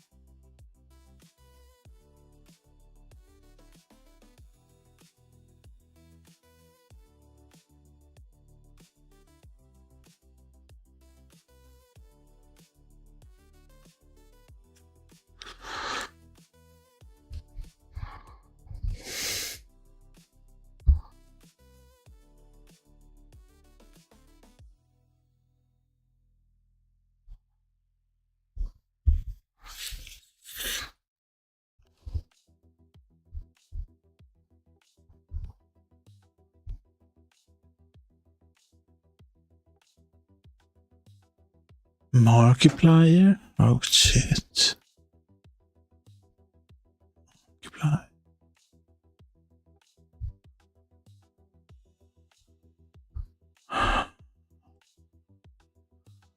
Gate guard.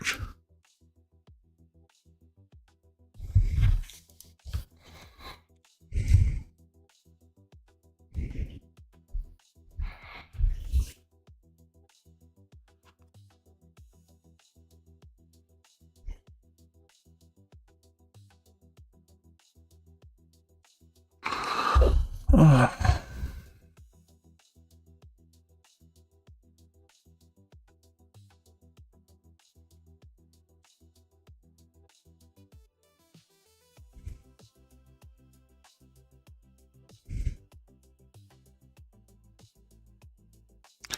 Strangler fig tree.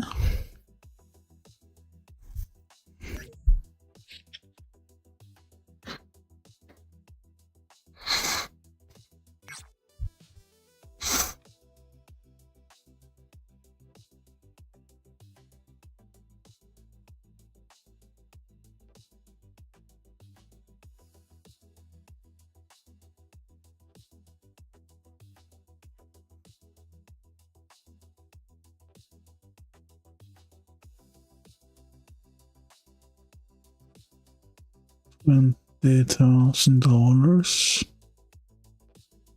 Damn, 200k Swedish. It's usually it's like the same price in Sweden for a countryside though. 200k minimum.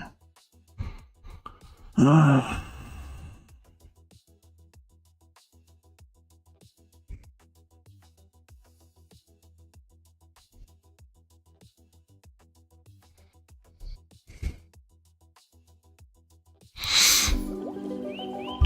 The other day, I was hiking here in the mountains of Costa Rica, and looking across the valley, I could see an absolutely massive tree sticking above the rest of the forest.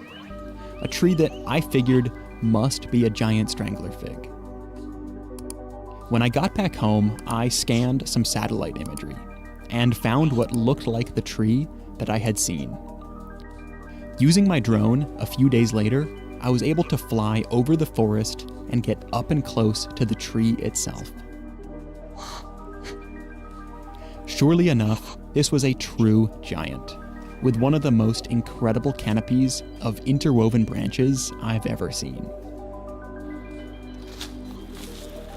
After getting permission from the landowner, I knew that I had to go check this tree out and bring my climbing and camping gear along with me.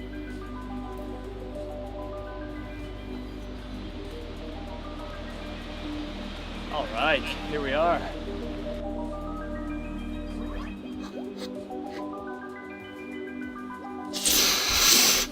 Look at that. So my plan tonight is to climb this giant strangler fig tree completely on my own. And then once I get up there, I'm going to haul the rest of my stuff up there. This is my camping gear and my camera gear. And I'll be hauling that up into the canopy, setting up a beautiful triangular tree tent, and hopefully enjoying a wind-free night up in the top of the canopy. But to start out, because I've actually never climbed this tree, I've actually got to scout out a route that I think is going to work, which actually looks a little bit blank. Like there's not that many handholds. On Twitch and your kick get their fucking shit together and ban these motherfuckers. Kind of dubious Live. Climbing challenge here. This deal with it, I don't get why. This side, how about this side? This side looks steep and quite hard. I am not sure that I want to rope solo that. Yeah, this right here might be the best option. Follow that vine system all the way up. Maybe that's just my move, to climb up that vine. I'm gonna start undoing my gear.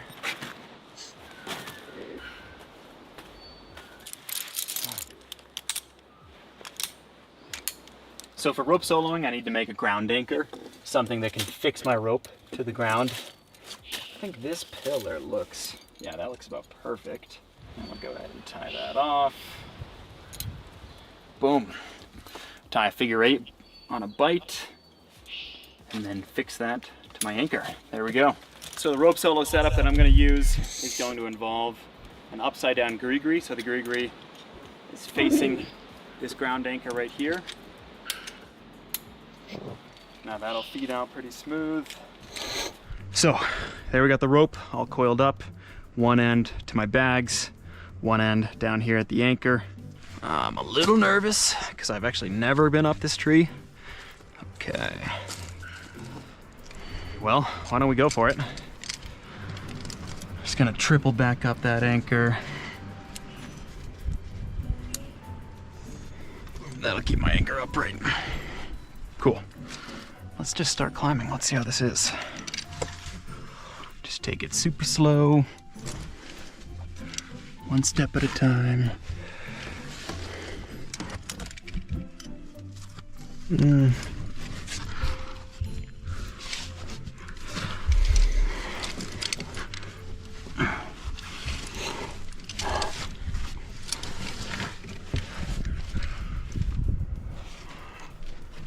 I'm a little nervous about this, actually. I'm not exactly sure about this vine.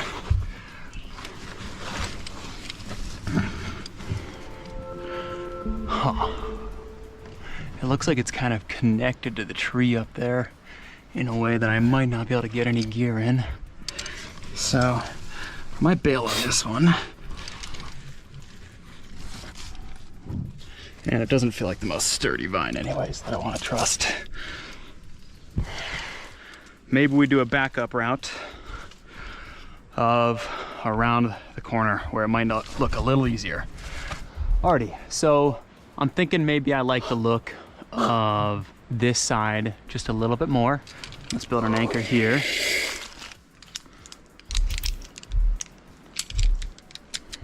Let's feed myself a bunch of slack just to start out with. Okay, how about some climbing, huh? Any snakes in here? Hopefully not. Okay, foothold right there. A little handhold. Get up on top of this thing. Okay, why don't we get a piece of gear in here?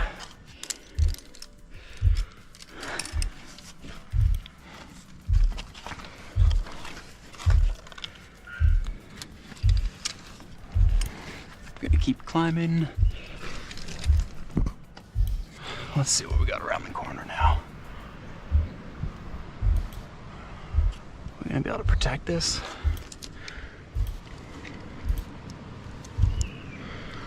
Uncertain, eh? All right, why don't we get the right hand in there.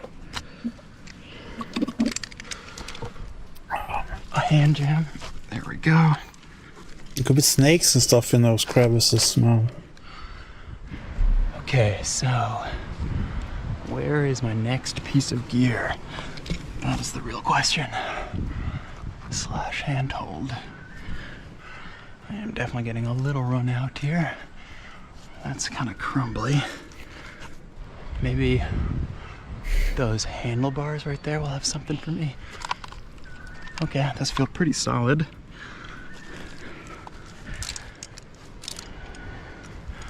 But I'm definitely into some no fall zones right now.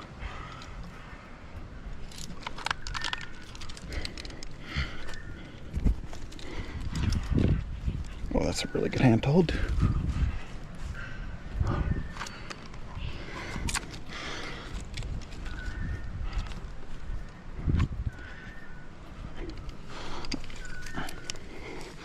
Barefoot? Oh yeah, I would never. Okay. This guy though. And we're definitely running it out, but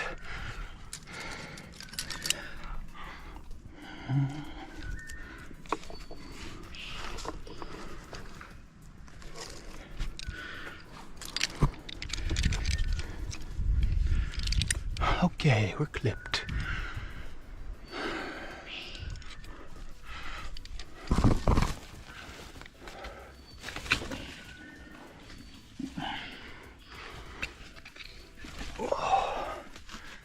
Nice hand jam. And let's get like a bomber piece of gear right here.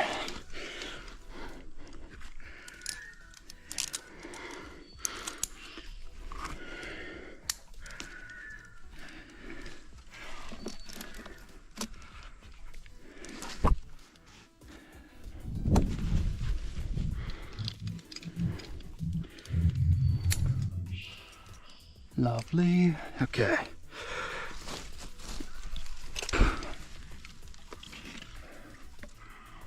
Okay.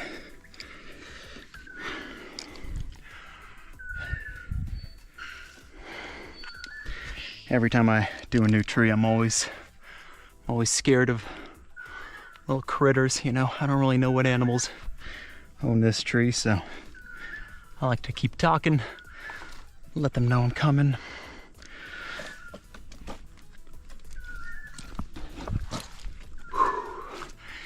Oh, this is a cool little zone to hang out in. We have definitely made some good progress. I mean, that's pretty much the top, but it definitely looks like I've got some somewhat tricky climbing before I get there. There we go. Beautiful. I'm kind of wondering, like, do I just climb up that? That looks a little hard, actually. What does it look like on this side? Completely blank. So this might be the only way.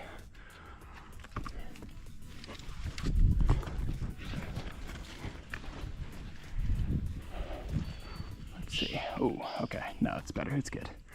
We've got kind of this half vine that I can pinch there. I should be able to grab that hoop eventually. High foot, kind of pinchy. Lovely. There we go. I'm just gonna put my arm through while I give myself some more slack.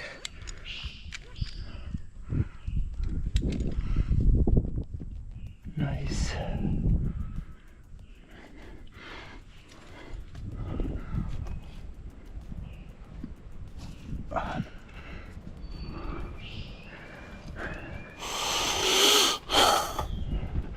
Lovely. I think that's it. Something just cracked underneath my foot. Ooh, this whole thing is kind of just a little bit rotten. Wow. Wow. Look at that view over there. You can see all the way to the San Luis waterfall. That is crazy.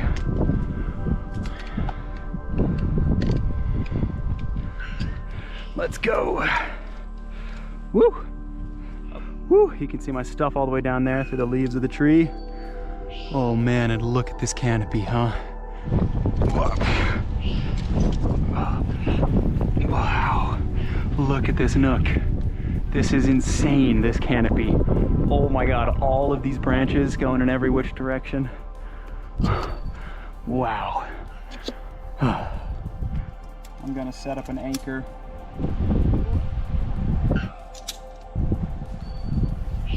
All right, there's the end of the rope. Whoop. Bada bing, bada boom, double check, locked. So now let's head on down and go get my stuff. All right, ooh, a little scary. Oh.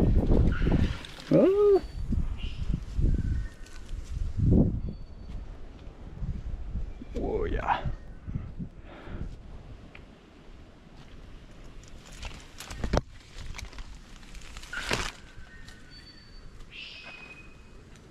Sweet, back down on the ground, there's my stuff.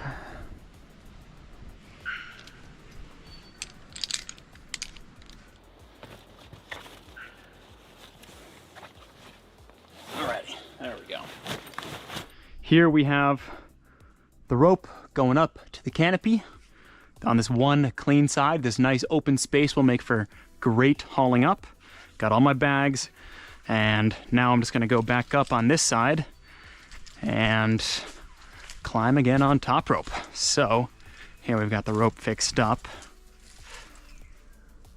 So what we're gonna do now is we're gonna use this micro traction to climb back up the rope, and it's got these little teeth here so that it can move up the rope but not down.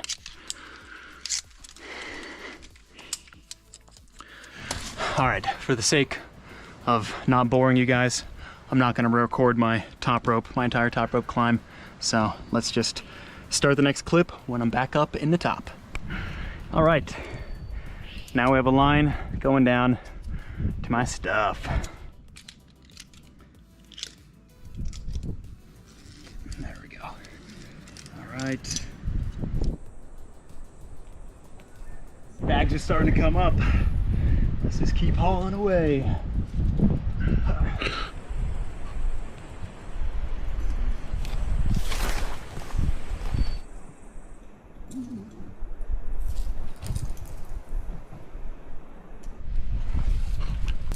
All right. Very nice, clean haul. Very few problems. That was really nice.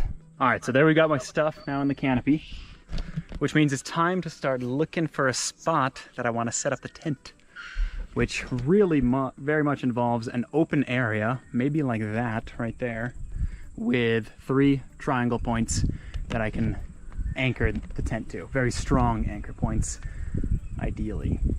Yeah, what about this as one point, that as another point, and maybe this as the 3rd point. I'm just hoping that it's big enough. I think it is.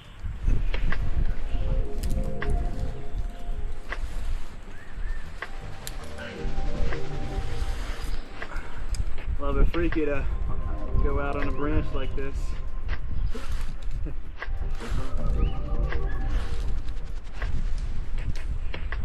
So there we go, 1 anchor point done.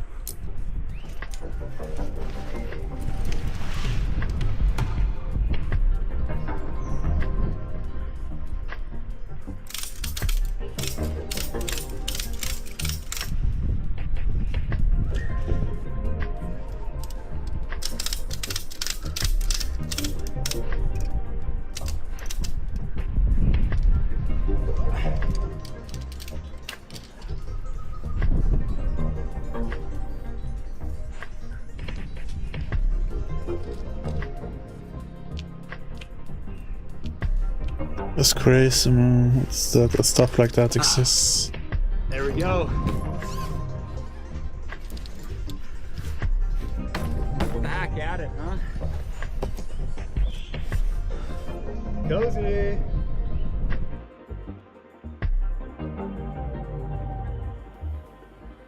Yeah. All right, sun is getting low.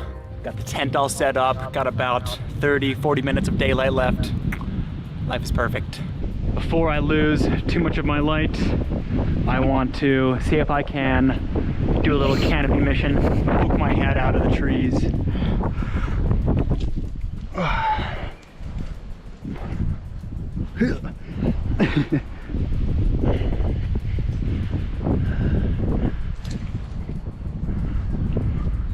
Oh, that's pretty cool.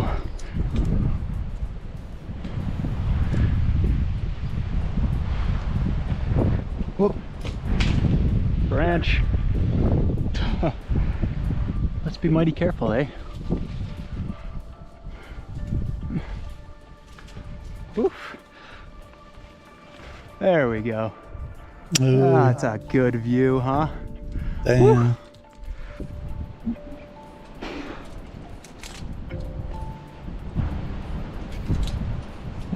Yep, let's retreat back to the safety now that wind is coming through.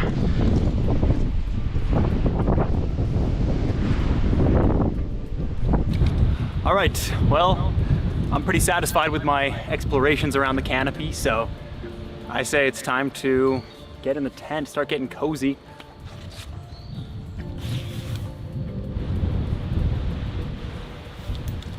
Alrighty.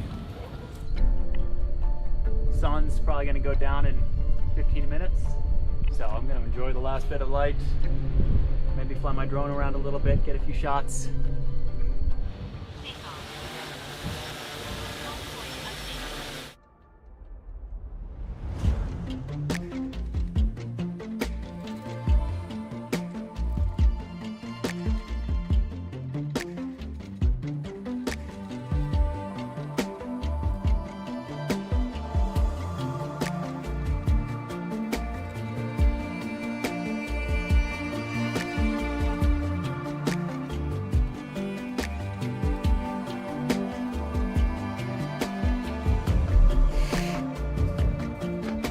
It's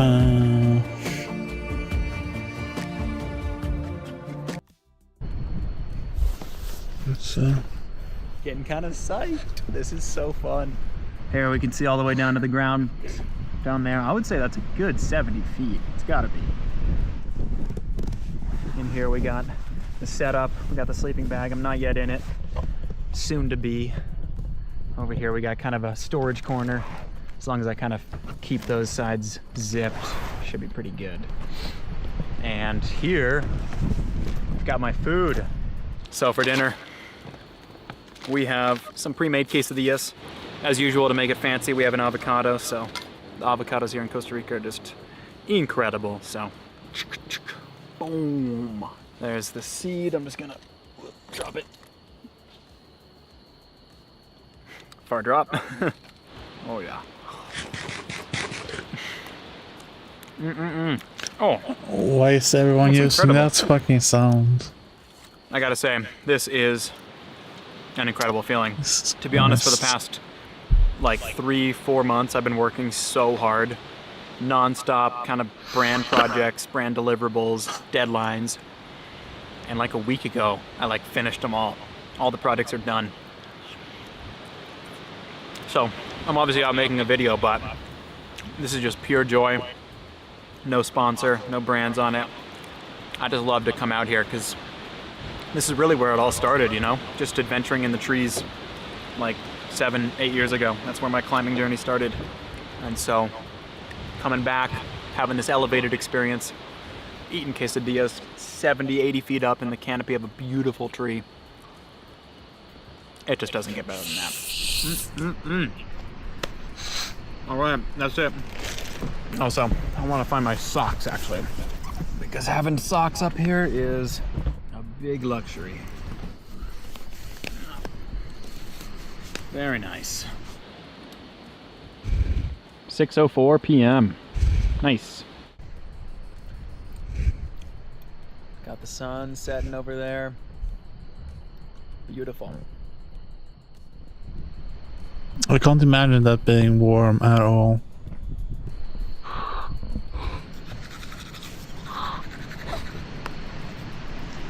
Yep, that's about the last little bit of light that I'm gonna get for 12 hours.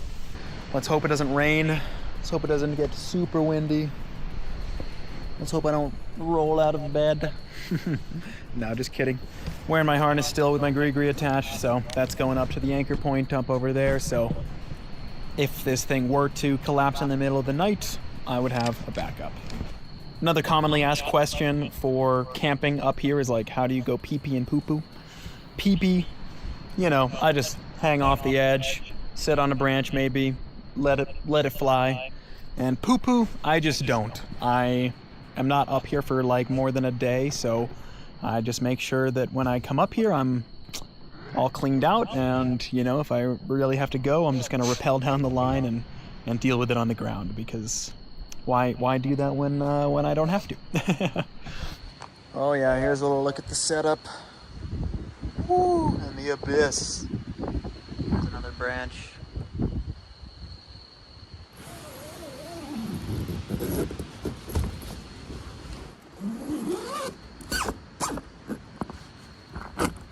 It's back in Jeju.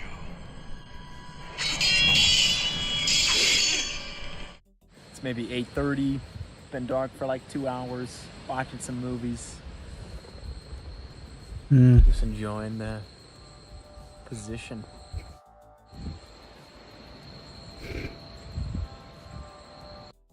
My best night of sleep I've ever had in the trees, so I'm feeling very relaxed, very sleepy. I'm very glad I got to do that.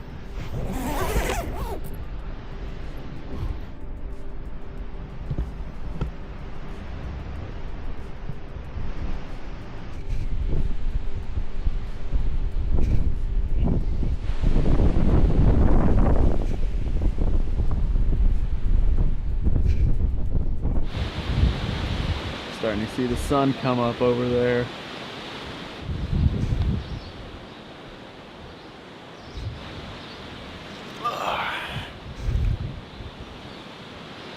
All right, well, I think it's about time for me to start packing up. So let's start throwing the sleeping bag in.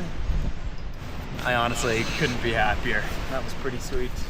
Alrighty, just because I can see the ground from where I'm at, and I'm just gonna throw down a sleeping bag. Let's throw the sleeping bag down there. Ready? 3, 2, 1, dropping. Woo! Oh yeah, look at that glorious sun. Alrighty, I think it's time to start taking the tent down, so let's get on it. Hello.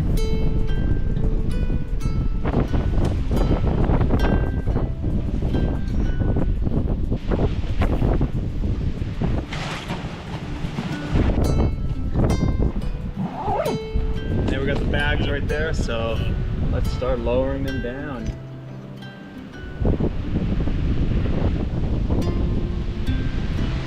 Alright, so now I'm running the rope up and over this branch.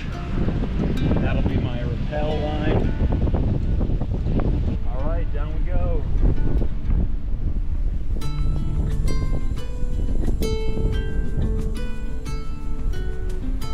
Woo.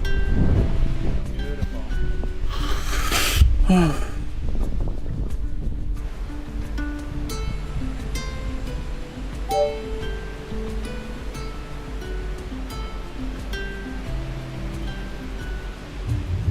Game though. Well, everything.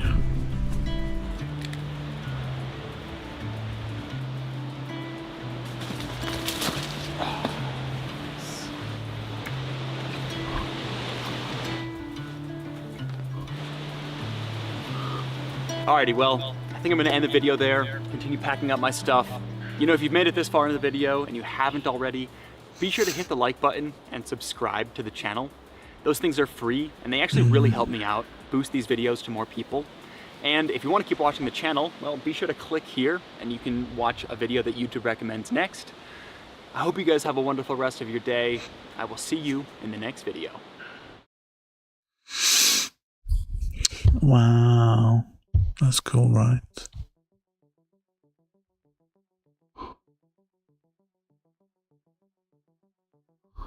Someone built a shelter in a tree. It's pretty cool.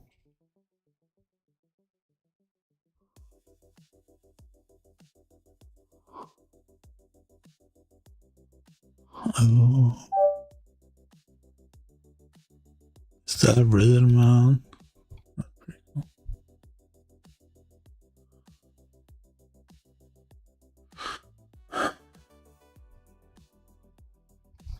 Dead Life Coastline. Do you have a real company behind the project? Because I'm looking for an internship right now, and I need a project that has a legal entity behind them. Because that's the only way for me to get an internship approved. So yeah, that's my first question. There are villages on Earth that are isolated not because of distance, but because the terrain itself makes them almost impossible to reach. Placed on sandstone pillars so high that raiders could almost never reach them. Oh, this is cool, man. That's cool. Like enormous walls.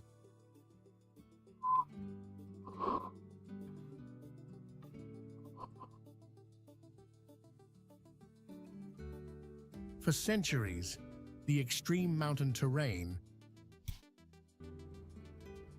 That's Norway. constantly faced violent I believe. North Atlantic storms and endured winters covered in darkness for several.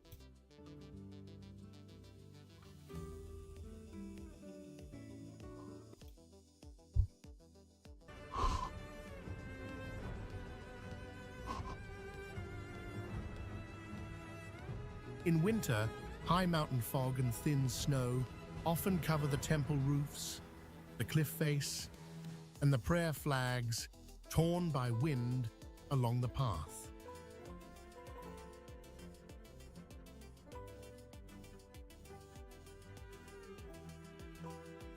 In 1998, a fire destroyed much of the main structure, killed one monk, and caused many.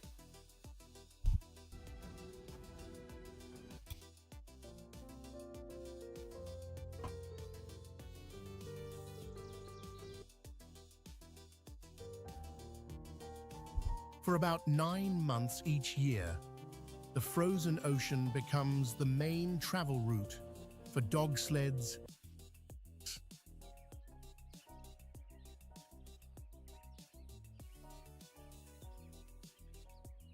During long sieges, medieval residents survived by farming on hidden terraces and storing rainwater among the dry, rocky slopes.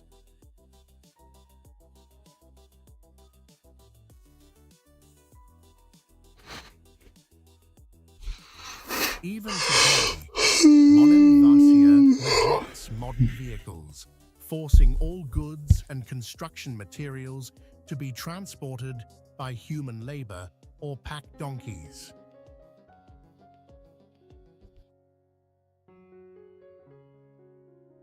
Why do they even live there, bro? Just move the fuck away from there.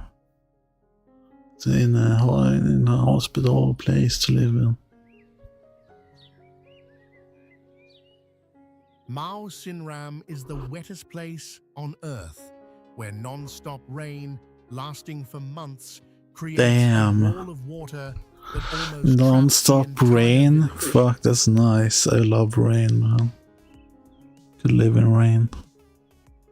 The settlement sits on the Khasi Hills at about 4,600 feet above sea level and faces directly toward the Bay of Bengal, forcing I could see myself live there, maybe. the mountains. I have everything I needed, of course. Average yearly rainfall can exceed 470 inches, enough to turn the air into dense fog and erase visibility for days at a time.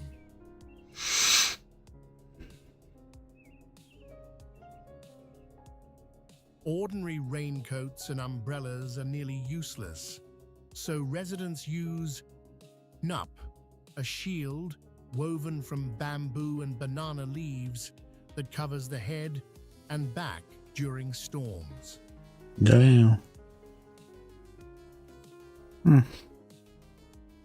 Extreme humidity causes metal to rust quickly, concrete to become coated in slippery moss, and fabric or leather clothing to grow mold after only one night.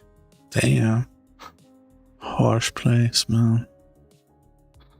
From June to August, roads dissolve into mud and the fog becomes so thick that Mawsynram is almost sealed off from the rest of India.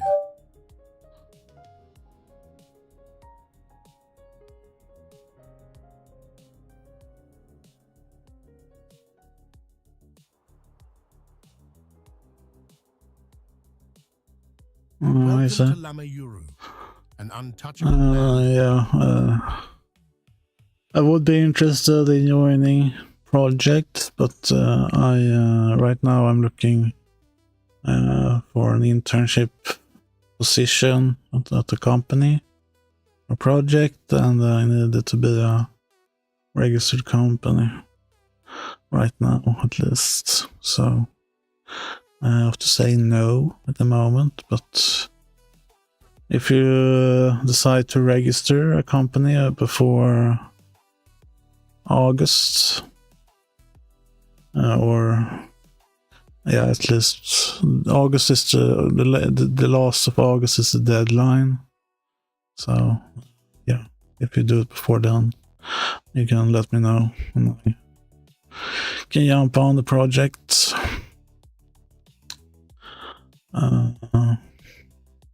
That's when my internship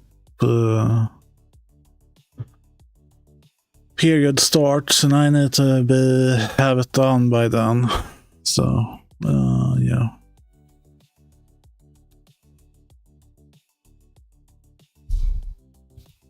Hidden deep in the Himalayas, where the terrain is not meant for the faint-hearted, or those afraid of heights.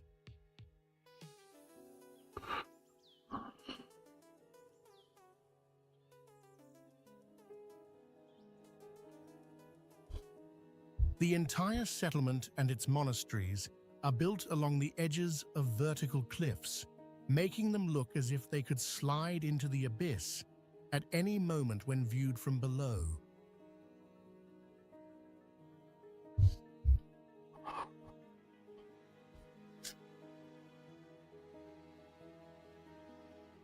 Houses here are handmade from mud and stone, with colors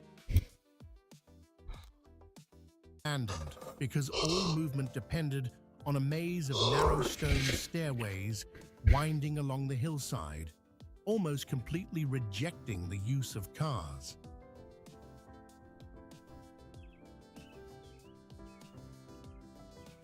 No, that's abandoned buildings, bro. Nature did not need centuries to reclaim this place, because in less than 30 years after the final migration of the late 1990s, vines and wild ferns broke through windows, pierced rooftops, and covered the stone walls.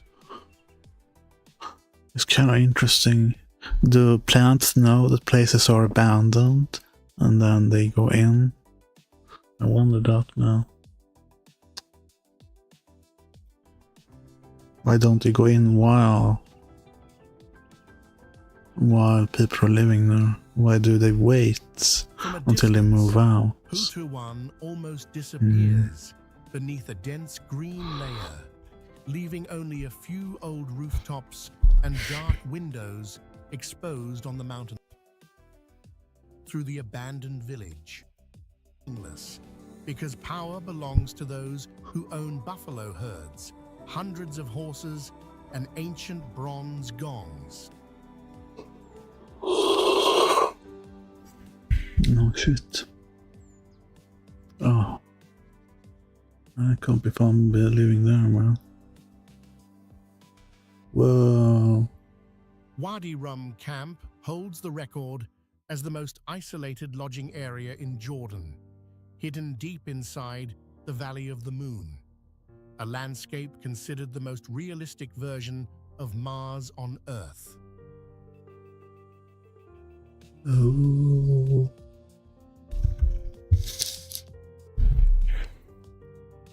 Nature here creates a harsh wall of endless red sand, with no paved road for even 1 foot, and daily temperature swings from freezing cold to burning heat.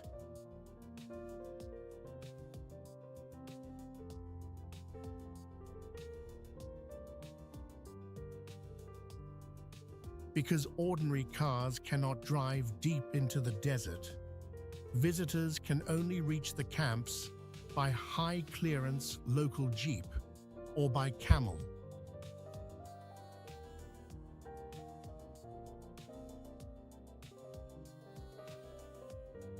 Isolation forces clean water to be pumped from deep underground sources or carried in from outside, so water use must remain careful to protect the ecosystem.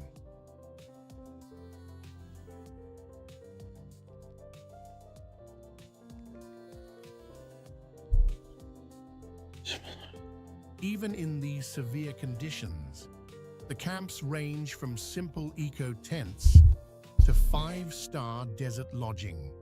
Damn, 5-star.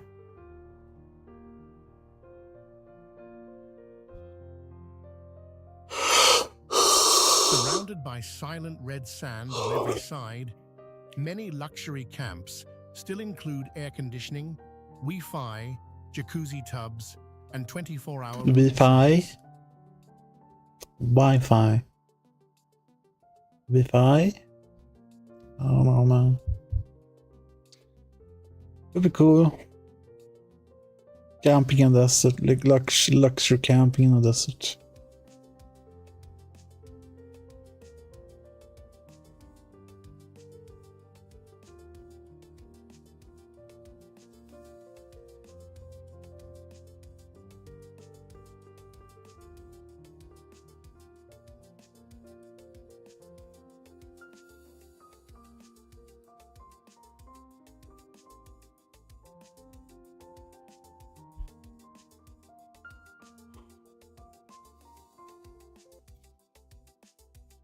and falling debris from the surrounding jungle. Despite the development of the 21st century, Murren still rejects cars and depends on cable cars, a mountain railway, and the small train route from Grutschalp.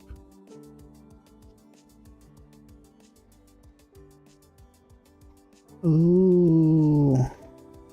Essential supplies such as building bricks, heating oil, and drinking water must be carried up through aerial transport systems or mountain railways.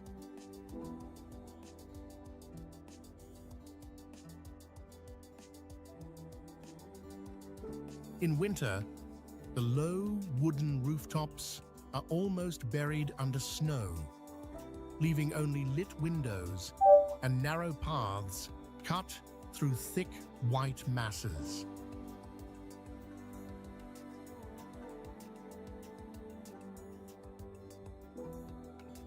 When severe weather stops the cable cars, life in Murren contracts around the station. Supply areas. All right, yeah, I understand. If I had a stable economic situation, I could join a project like that, but I can't. I need to support myself somehow. And I am not in a situation where I can do that right now. Walking routes inside the village.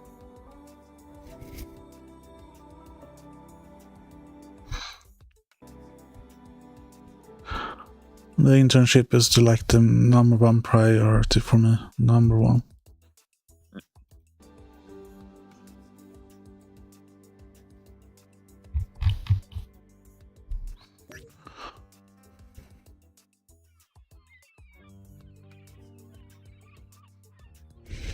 Itokortormiit is not an ordinary village, but resembles a guard post, standing alone.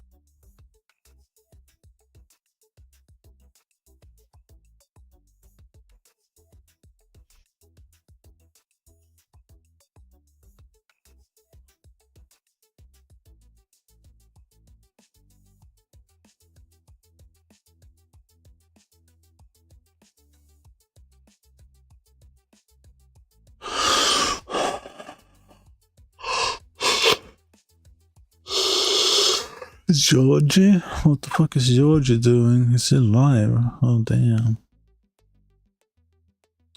Slowest war station.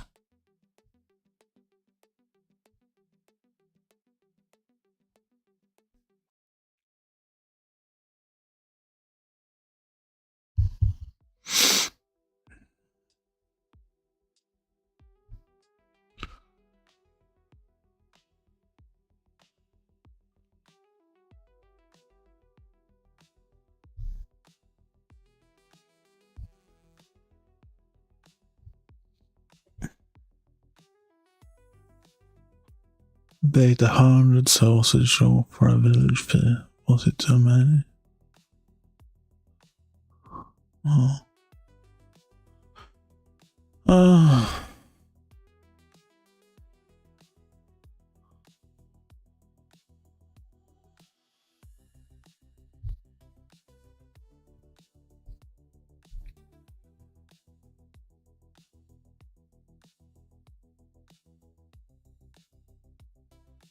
Oh, really?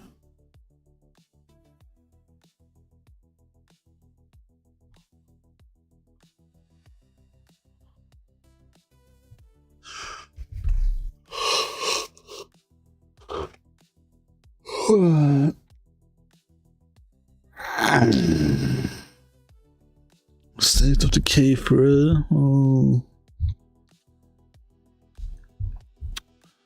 Might be good.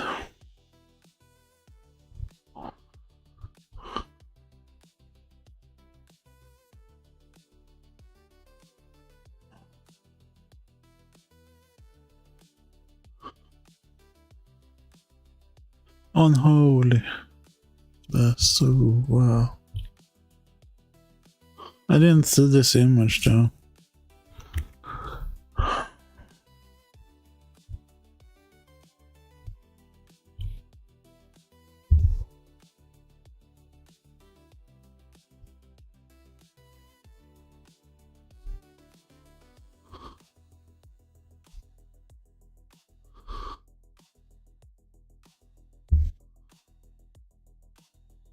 Coke soaked chicken. Ooh.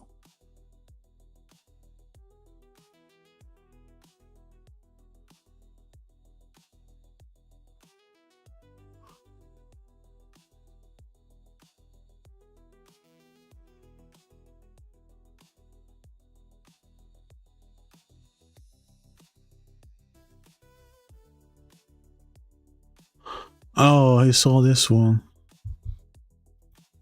Kebab. Kebab, that's kebab.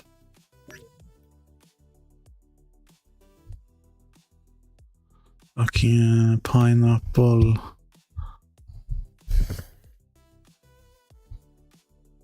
Thing.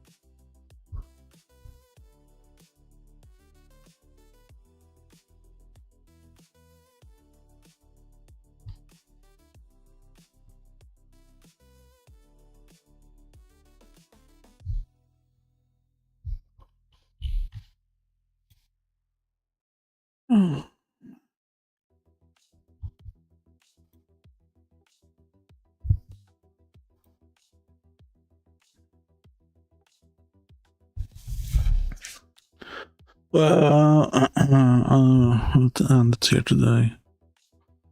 Thank you guys for watching. Peace out.